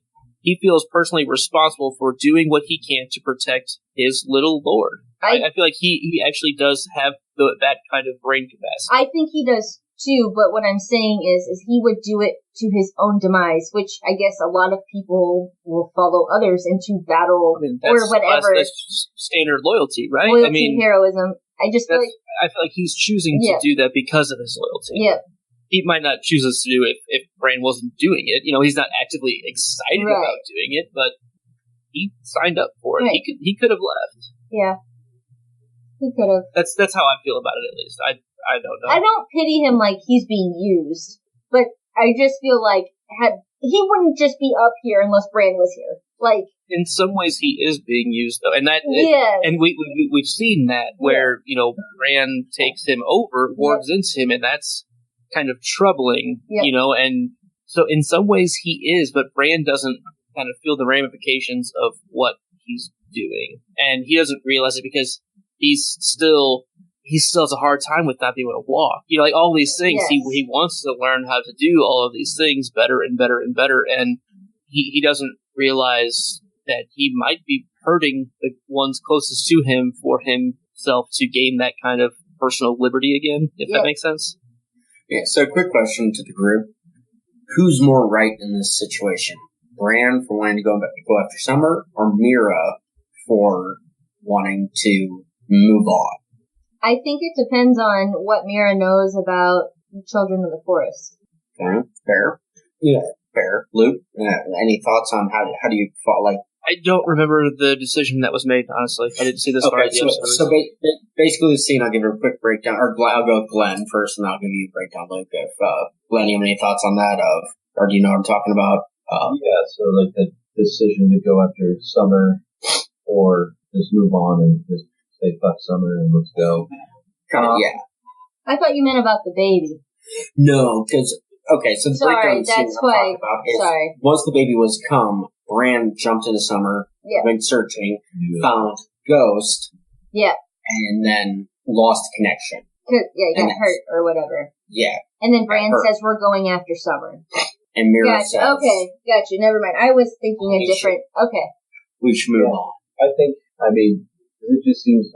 he sees Ghost. That was a big thing, was he saw Ghost in a pen, and I think he assumed that Jon Snow was there. Well, if he wasn't there, I think maybe they should have done a little bit more of their due diligence instead of just going right up next to the goddamn keep. Like to look. Scout it a little better. Yeah. You'd think he might be able to work back into Summer, even if he's hurt, might be able to work back in and figure out where you're at. Hey, where you seeing? Yeah. I don't know. Yeah. So, it was just one of those scenes where it's kind of you have two decisions, two paths to take. Mira, I don't think is wrong for her decision. Right. But I understand where Bran is.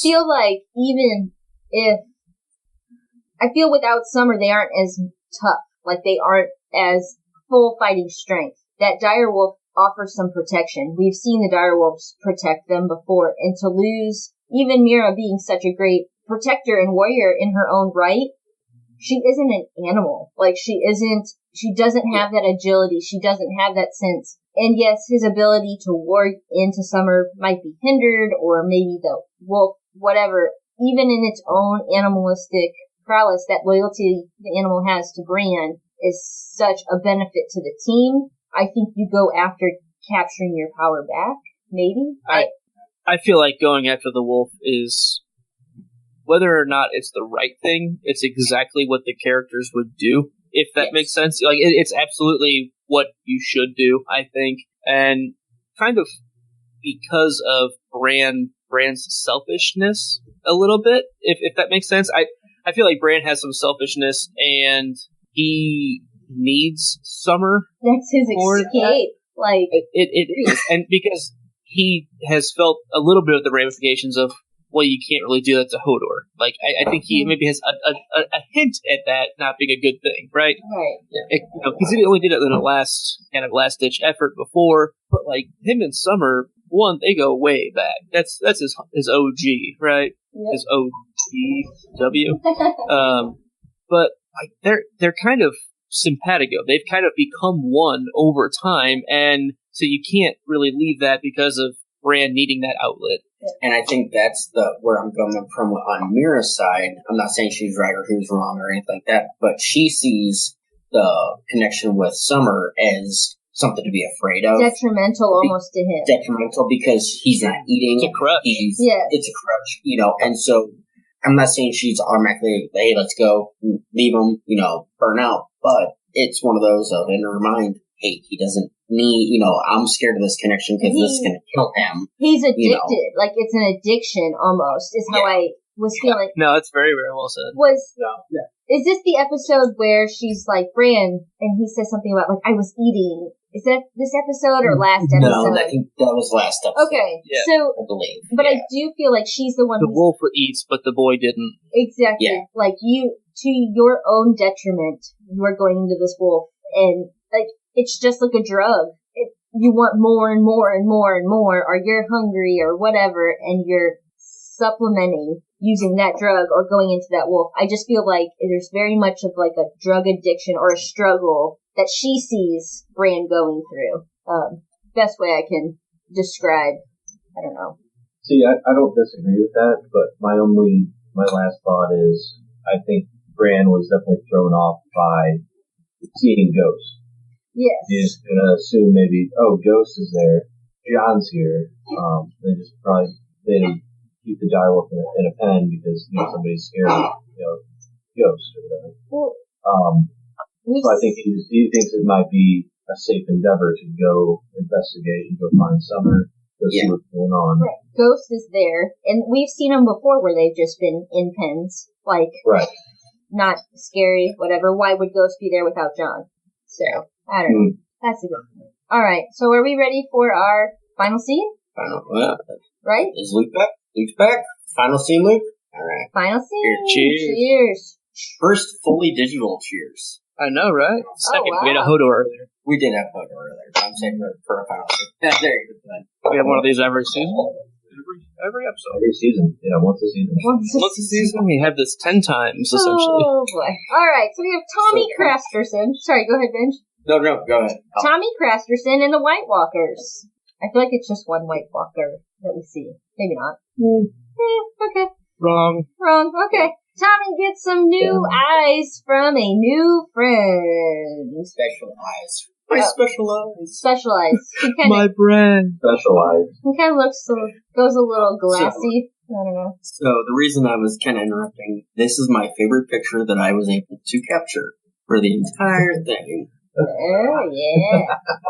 I love that shot. You have that, and then... Do you have the baby? Oh, the baby looks so cute, even with his little glossy eyes. Aww. Yeah, you know, but on this picture, my second note of it is, looks like Darth Maul and Elsa had a kid. Yes, it does. Right. It really does. No, it's an ongoing joke. Yes, I stole that from Reddit and everywhere else, but Abby has never heard that before, so I'm going with that. That's perfect. I feel like the baby, we throw the baby picture up one more time. Yep, absolutely. Alright, so this baby picture right here is like every mom on Facebook who's like, look at how beautiful my kid is, with every single filter known to man thrown on top of their blue eyes. The kid actually has brown eyes, but it's just, filter over filter. No, it's really, I was really happy they didn't, hurt the baby. They didn't, I know they, poked him with, but they didn't really. He even smiled, when he was crying, and then... Yes. And then the Lord Walker, whatever he's called, comes up, picks him up, and baby looks up and even smiles. He does, the baby doesn't seem to necessarily be in distress once he's picked up off the cold earth. Yeah.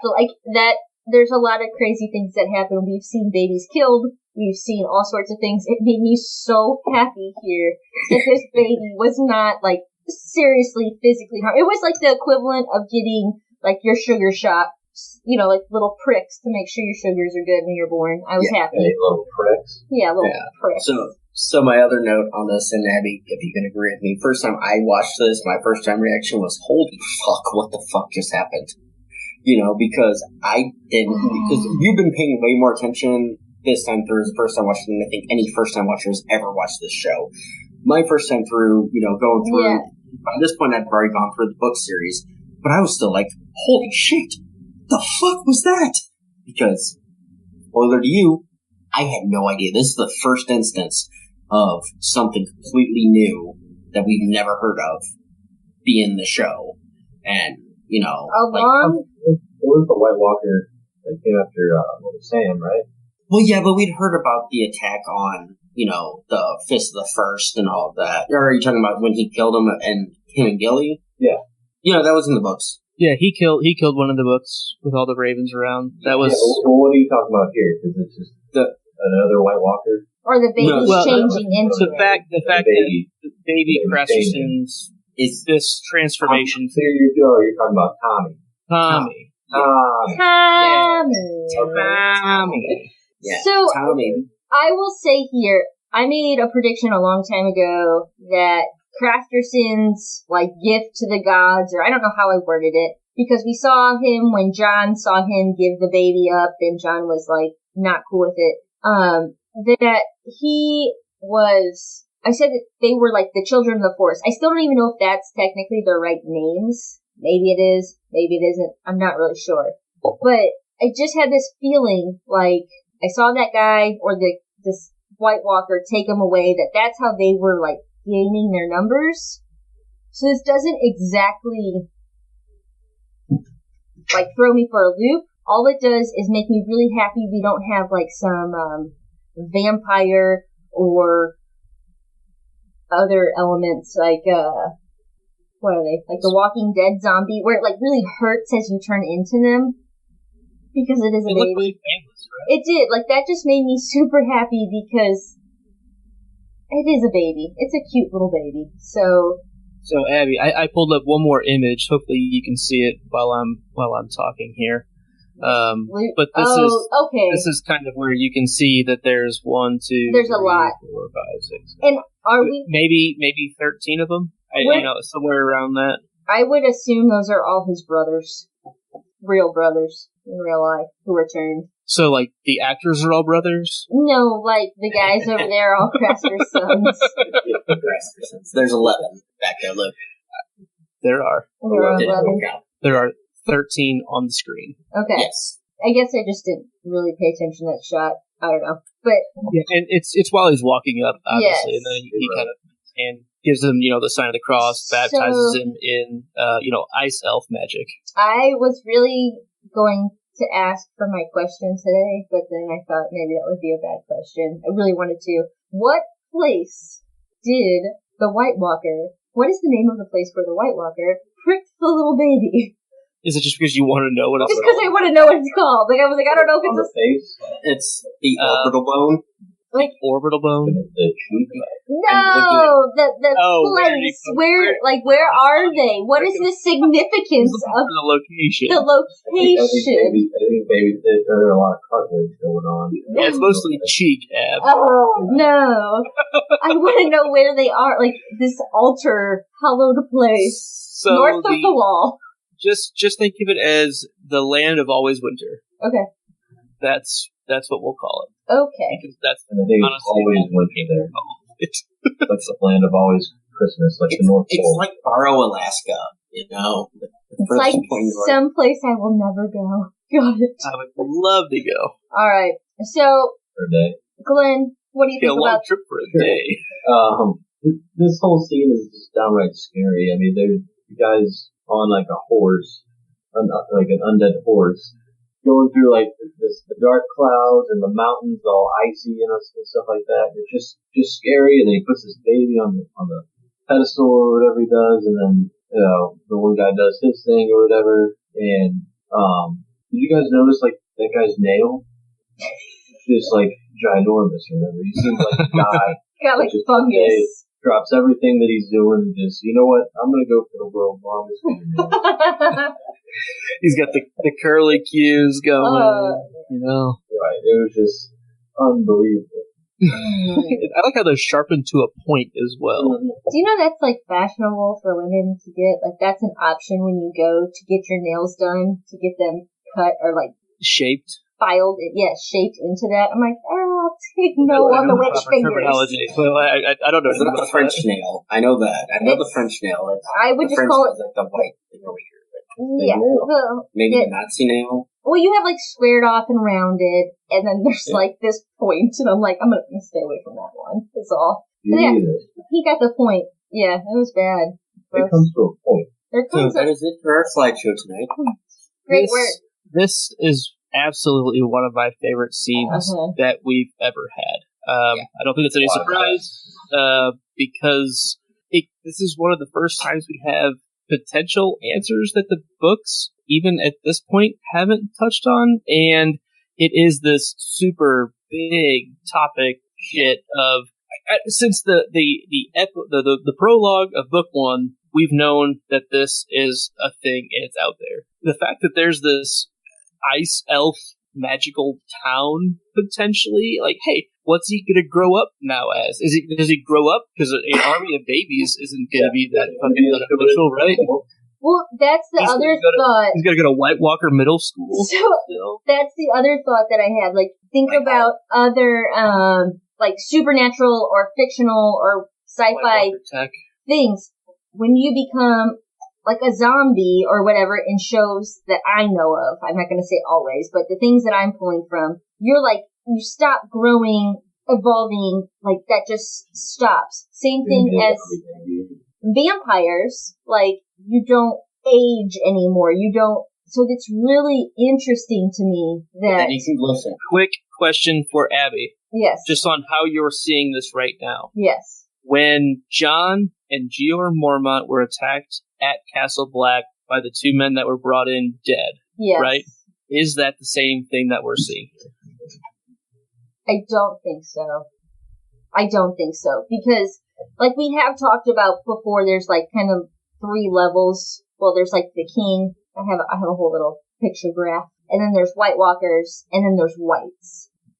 I don't necessarily think the thing that attacked Georg and John, I think it was just a dead coming alive, or like a white, just, I don't know. But I'm not sure. Okay. Because to me it was very zombie-like, like get up, kill whatever's right in front of you, where before we've seen like this guy, I would assume it's this guy who you saw walk past Sam on his horse. He sees Sam, at least that's how it feels, and he consciously like doesn't go attack him. Okay. Like a play. So you feel like which guy did we see past Sam? I feel like it's this guy who just put this baby in here. Okay. Hang on. I'm saying the baby collector. Not horny. With the long hair. Not him. Not horny. You're talking long hair. No, I'm talking... She was talking horny because that's the only guy you really see here. Yeah, I guess so. Horny. Well, I'm talking about the guy who... Yeah, I guess so, because that's who I would assume put the finger in the baby. Whoa. See, Abby? Good. Oh my god. Put the Fingernail in its cheek. It's... Orbital bone. Wow. Your orbital is up here, though, right here? Orbital's lower. Hang on. Your orbital socket? Orbital's about right here. It starts right about there. Okay. Anyways, I don't really know. I'm just gonna drink. But this is... That's an option. Yeah, it's always an option. Always on the table. So, last scene. Good scene. Anybody else got any pressing news on it? Yeah. No? Not really. It's like a pretty good cliffhanger, I'd say. Yeah. Feels like it just opens up here. Every time we see the White Walkers, it just feels like the story opens up more. Am I alone on that? Like it just... Or it deepens at least? I don't... Yeah, no, you're not alone. think... Oh, we do have a final thought. Whatever. I'm going to do my final thought here. I'll be quiet my last final thought. So I have other things to say after this. However, this episode right here, I'm very honest when I watch these. Like, I don't go on and continue watching. There has been very few times, I'm talking probably once, maybe twice before this, that I took everything in me not to press play for the next episode. And I can't tell you exactly, it's not like I think this is the greatest episode I've ever seen. It just is such a great build-up compelling. That I'm like, holy. And so, what the fuck just happened? I want to know. And Well, the longer you take to tell us about that, the longer it's going to take for us to finish recording. Yeah, sorry. And the longer it's going to take until you can watch the episode. All I'm saying is that this is the hardest one that I've ever had to not press play to go on to the next episode. It was a good one. This is it right here. Good. That good. Way to go, Michelle McLaren. Yeah. All right. Such great chemistry with chemistry. And Timmy Grasserson. Tommy Grasserson. Such great chemistry. Okay, so our title was Oathkeeper. Was it accurate? Yeah, that was a pretty big scene. I mean, well, and I'm going with the Night's Watch. You know, basically, John used they broke their oaths. They, took out Jor, and they all did. So I'm going with it's another dual scene. It can be interpreted. Well, you can go with Microfinger there too, about like him breaking every oath he's ever given. He's not an Oathkeeper at all. Who could trust you? Yeah, that's fair. Yeah. Okay, so I mean, I feel like Sir Pounce really keeps his oath in his damn right as well. So, just want to throw that out there. Keep your oath. Trim them nails. Don't trim them nails. You can second best pussy in that scene. Sorry, you can't say that. You can't. I know. You could. It's not getting good. I had. It's going to be in there. So we have Danny balances justice and mercy. Jamie tasks Brienne with his honor. John secures volunteers while Bran, Trojan, Mira, and Hodor stumble on shelter. It's like a Mira cat. Yeah, I know. I just couldn't get it out of my brain. It just was stuck right there. I mean, yeah, it's all accurate. I mean, it doesn't give too much away, but sure. I will serve justice or injustice with justice. Yeah, and Luke did the name for our episode. I saw it. I flipped up for it because I was curious as to what it turned into. I like it. Benji said, "Is everybody? What do you think?" Benji said, "Are we good with the episode title?" I said, "Well, Luke's not here to argue, so I think we're good." So, I'm fine with it. Is that from something? Is that from something? Is it kind of like the Pledge of Allegiance? Mama and Nana, it's time to punch. I was more thinking you said that. I was more thinking Metallica. Injustice for all. Oh, I got the injustice for all. Well, yeah, absolutely. All right, so our least favorite thing, Glenn. Goldberg got arrested. Yeah. No, I think least favorite thing but what about the direwolf / wolves? Yep. Like we still don't know about them. True. Benji?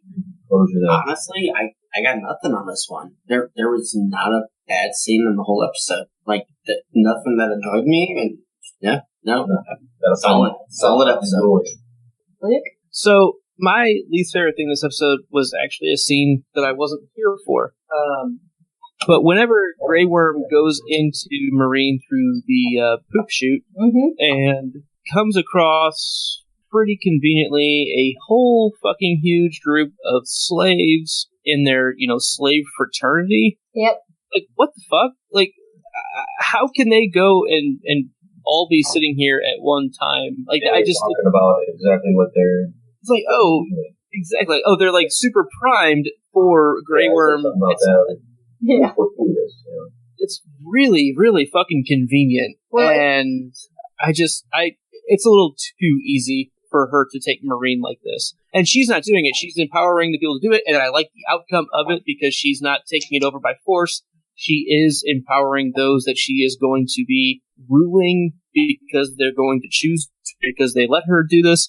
But, like, the way this happens is really clunky and convenient, I felt like. Yes. Yeah, no, I kind of agree. But at the same time, show consolidation, get stuff broken down. Yeah, but also, I get that. And to play devil advocate like you guys do on your other podcast, of why in kayfabe or in, story-wise this would work. Maybe all of those 30 guys that were there all belong to, like, one or two masters. That's just their holding area that, hey, these two people in the pyramid are hanging out.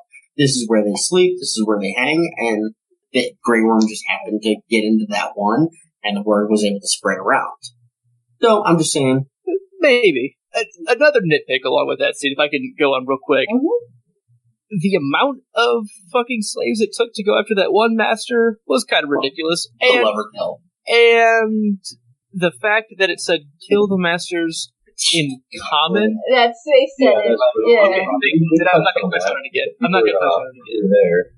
Sorry, I tried to be. I promise. Yeah. He worked really hard. It's kind of weird. What my point is what they did is just to make the viewer more comfortable, I guess, of knowing what the fuck it says instead of. It could have been some fucking clip with a subtitle. Like, I just would have been. But then I wouldn't have been able to read it. I wouldn't have been able to read it. Yeah, fuck you. That's fine. So, I'm anyway, going to go that's my least favorite scene. On to my least favorite scene or thing or whatever, and I'm going to try to say this as politely as possible. I really like Dani, but I am finding her scenes almost, redundant. I feel like we've seen the same thing over and over again. I really like her. I like her mission. I like what she stands for. I like the way she interacts with people, and people when she puts them in their own place, and people when they are below her and she lifts them up. I respect all these things about her. But the storyline at this point is just becoming old to me, where everything else that we're seeing is so like, holy shit, like, oh my gosh, what's gonna happen? I just feel like maybe a weak link in it. And I keep waiting for it to, like, just implode and be magical and dynamic and, oh my god, what the fuck just happened? And I keep feeling like that was the build-up or this. So I'm just becoming, I don't know, like, it's old. What's that word? Two things. It's getting stale for you. Yeah, what's the word when you become, like... Desensitized. Like, I'm becoming desensitized to I speak her. fluent Abby thoughts. Yes, thank you. So, two quick things on why I think that's the case. Show consolidation. Yes. Big. Number two, the supporting cast around her is only with her. There's no interaction with other characters that we've seen before, Yes. if that makes sense. Yep. We don't have, Bran and Sam somehow run into each other. That doesn't happen. Like, they're off. Yeah, Microfinger's not just popping up in Marine we can do this. I completely agree. Like, there's nothing else, like, driving behind or some scandal that you can see coming. It's just, like, and I don't mean that I dislike her at all. It's just, like, okay, there's Dani. That is actually very well said, because up until this watch through, I've been, it looks like I'm on sour, real sour. But it's very salty. Abby hit it on the head. And I've been trying, and I'm not as anti-Danny this time through. But from what you said, that very much mirrors or echoes my thought process of why it was, very stale. And so, and hearing you say that, it's like, okay, so I'm not saying justified, but it understandable the way I felt, how I felt. Yes. Now I know what I know coming watching later on and taking my time with it. But you as the first time, I can totally understand. Yeah, that's it. Like, it's just becoming stale, old, or whatever. And I really like her. So it's hard for me to not like her, like to pick her as my least favorite. Sorry, Danny. All right, on to our favorite things. I'm going to go first, and I'm going to not pick Luke's, even though that's the best. I'm going to pick Braun, because I love Braun. And why not just slap somebody in the face with... Or no, Benji's yours. Got the colors wrong. I was picking Benji's for my favorite. Yeah, you did, because Luke doesn't have it. Yeah. I was one over. I won't pick yours, Benj. But Braun slapping him with his own hand, that's pretty funny. And basically getting his butt into gear, go see your brother. Good dude. Yeah. See your brother. Yep. Sounds good. Benji? So, Luke, am I in agreement that we agree on this one? Yeah, go for it. I'll reference the other one as an honorable mention for me. Fair enough. Final scene.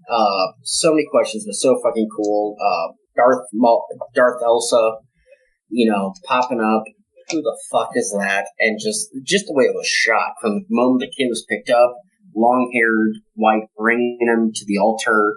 Then, whoever this guy is coming in, and it's just like so many questions. I love cliffhangers. I love, what the fuck just happened, and I love being surprised because by this point, again, book-wise, nothing had surprised me. This fucking surprised me. This shocked me. So, I was dig this scene. Can we call him Lady Maul? Lady Maul? Lady Maul. Okay.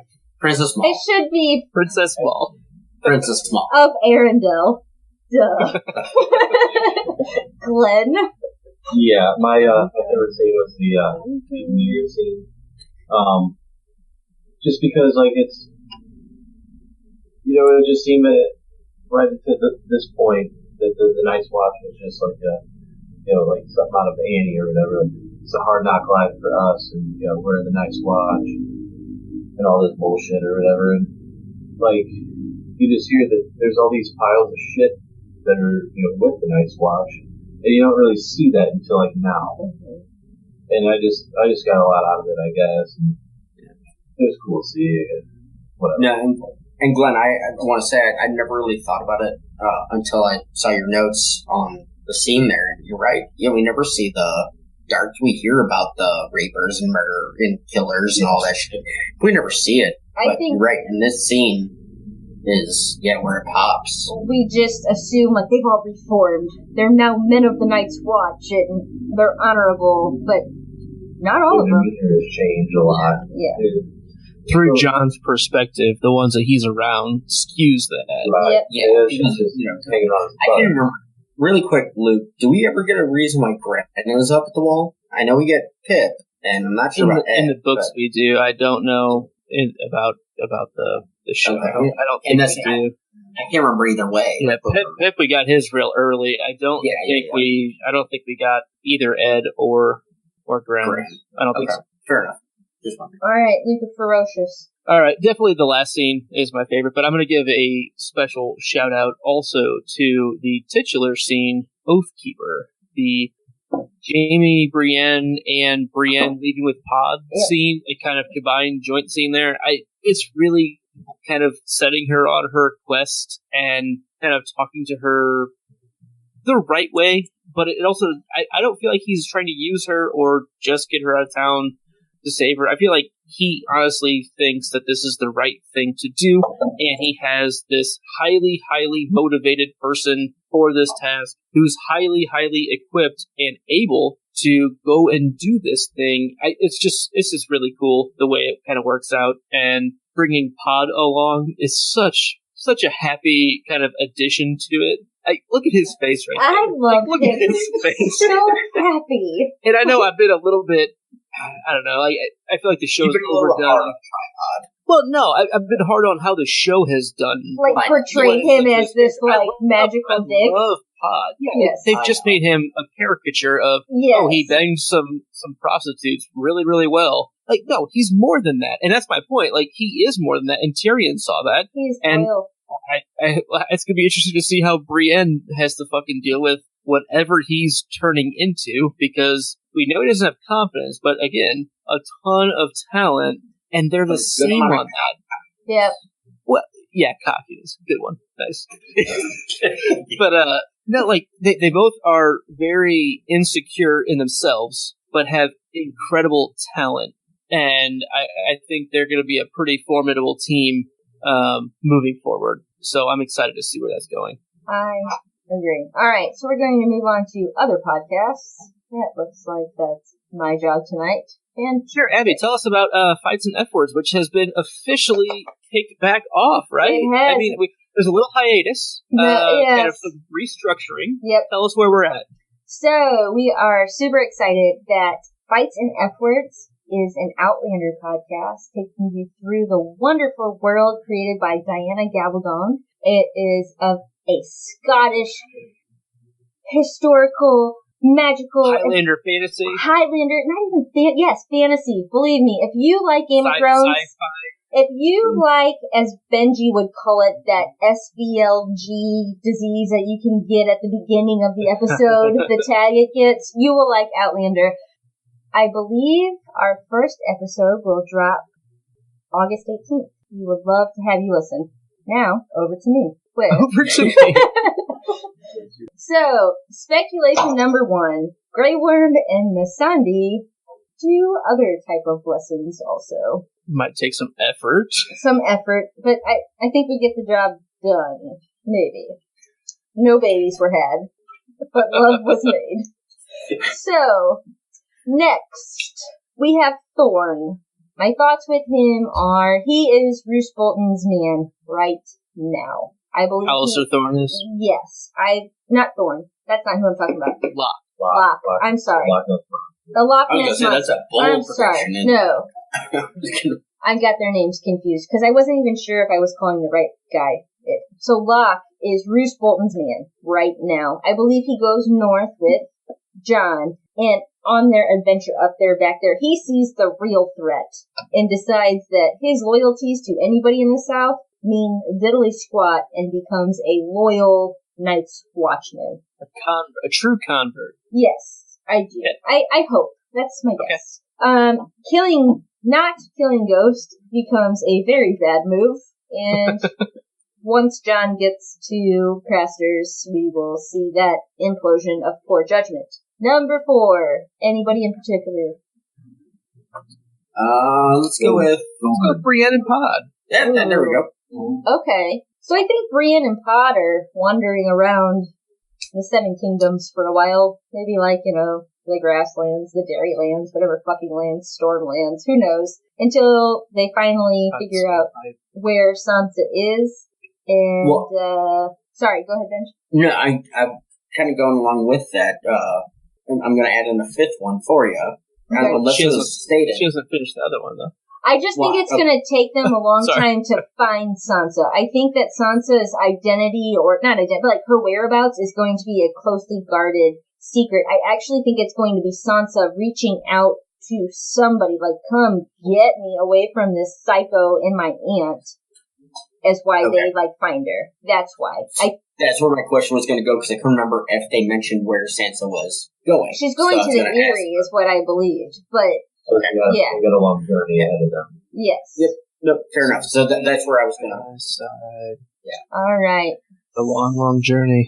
Long journey. All right. So, let's just roll it down here. House name. I am Gertie of House Condescension. My words are, we don't quit. My sigil is a field of white with a raven sitting upon a black, appointed chevron. My famous ancestor is Casey Jones. My personal Twitter is @GoHomeGertie, and my final thought is, I don't get one because I already gave it. Luke, you're up. I am Lucan of House Blackmead. House words, Ours is the drink. Our house sigil is an obsidian black chalice on a gold and blue checky background. Our famous house ancestor is Ashmere Rivers. You'll learn more about him later.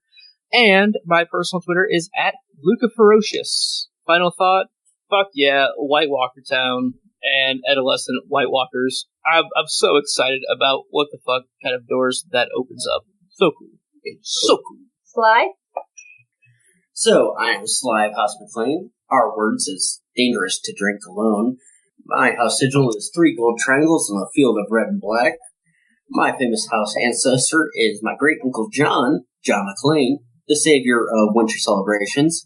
You can find my personal Twitter as Sly McLean. And my final thought is, why do we only get one scene of Tyrion in the goddamn dungeons? Just, come on! I want more. Just him loathing around, just, I don't know, smashing some bugs, killing some rats. That's all I want. We have, like 4 of Ned in the dungeons? Yeah! Like per episode, you know? Alright, Glennie. You're up. Yeah, so I am Glenn of House Dog. House Word, you miss 99% of the shots you don't take. House Sidge, Spuds McKenz with Wayne Gretzky, number 99 jersey on. My famous house ancestor is the Duff. Personal Twitter @Popsicle Sand. Final thought, Dem Mutineers. Dems. I've really tried to think through your house words, Glenn, and I've decided I finally figured out how it could happen. You know when you're just standing in front of the goal and the ball just hits off you and goes in? That's the 1%. No, it's when the goalie takes the shot, bounces off his own defenseman, and it goes back in. No, but that's not a shot you don't take. You don't score that goal. They score that goal. You have to the score last person shooting at the goalie gets. If you shoot the puck at the goalie, it's a weird thing with the statisticians where sometimes if you tip a goal in, it counts as a shot for whatever reason. Even though somebody else shot the puck, yes, it counts as some other asshole's goal. You need to make sure there's not a distinct kicking motion. That's a big part of it. Here's my question. In under 14, I believe now sports, you cannot do head balls in soccer, right? So my goalie threw the ball, because of concussions. Anyways, get beyond this. Absolutely. Let me get beyond this quickly. Yeah, it's a big thing. Yeah. Get over it. My goalie throws the ball in, like he caught it, threw the ball back to our players because they're tiny and can't do a punt. And it hits another one of my players in the head and bounces back in the goal. Is that a goal? No. Yes. You can't do head balls. Regardless of intent. Yeah. I'm still sour. Sorry, 2 years later. You're a guy with a fucking huge ass skull that it's the only thing alright. in soccer I was good at was headballing. Alright, here we go. Head ballers. Headers. Become a patron to get access to our epilogue episodes coming up next with our wonderful guests. Luca. So, yeah, we have a Patreon, and we do cool things on there, like have merchandise clubs that if you join at a certain level, we will seasonally send you cool shit, either merchandise from our shows, or if you go to a certain level, t-shirts and other clothing from our shows as well, branded tees, if you will. We have a lot of really cool things for just $1 a month. You can get our show notes. For $3 a month, I think you get access to our Slack channel and all sorts of different things, along with Imaginary Legion exclusive content and live streams. So please check us out at patreon.com/stayimaginary. And for all of the other ways that you can help keep our beer bank full, please do check out the podcastthat.com/support us. Follow us on Twitter at KnowAndDrink. Send us a digital raven at knowanddrink@gmail.com. Subscribe, like, rate, and leave comments on iTunes and YouTube. And until next time, as always, I still don't know, so I'll just drink.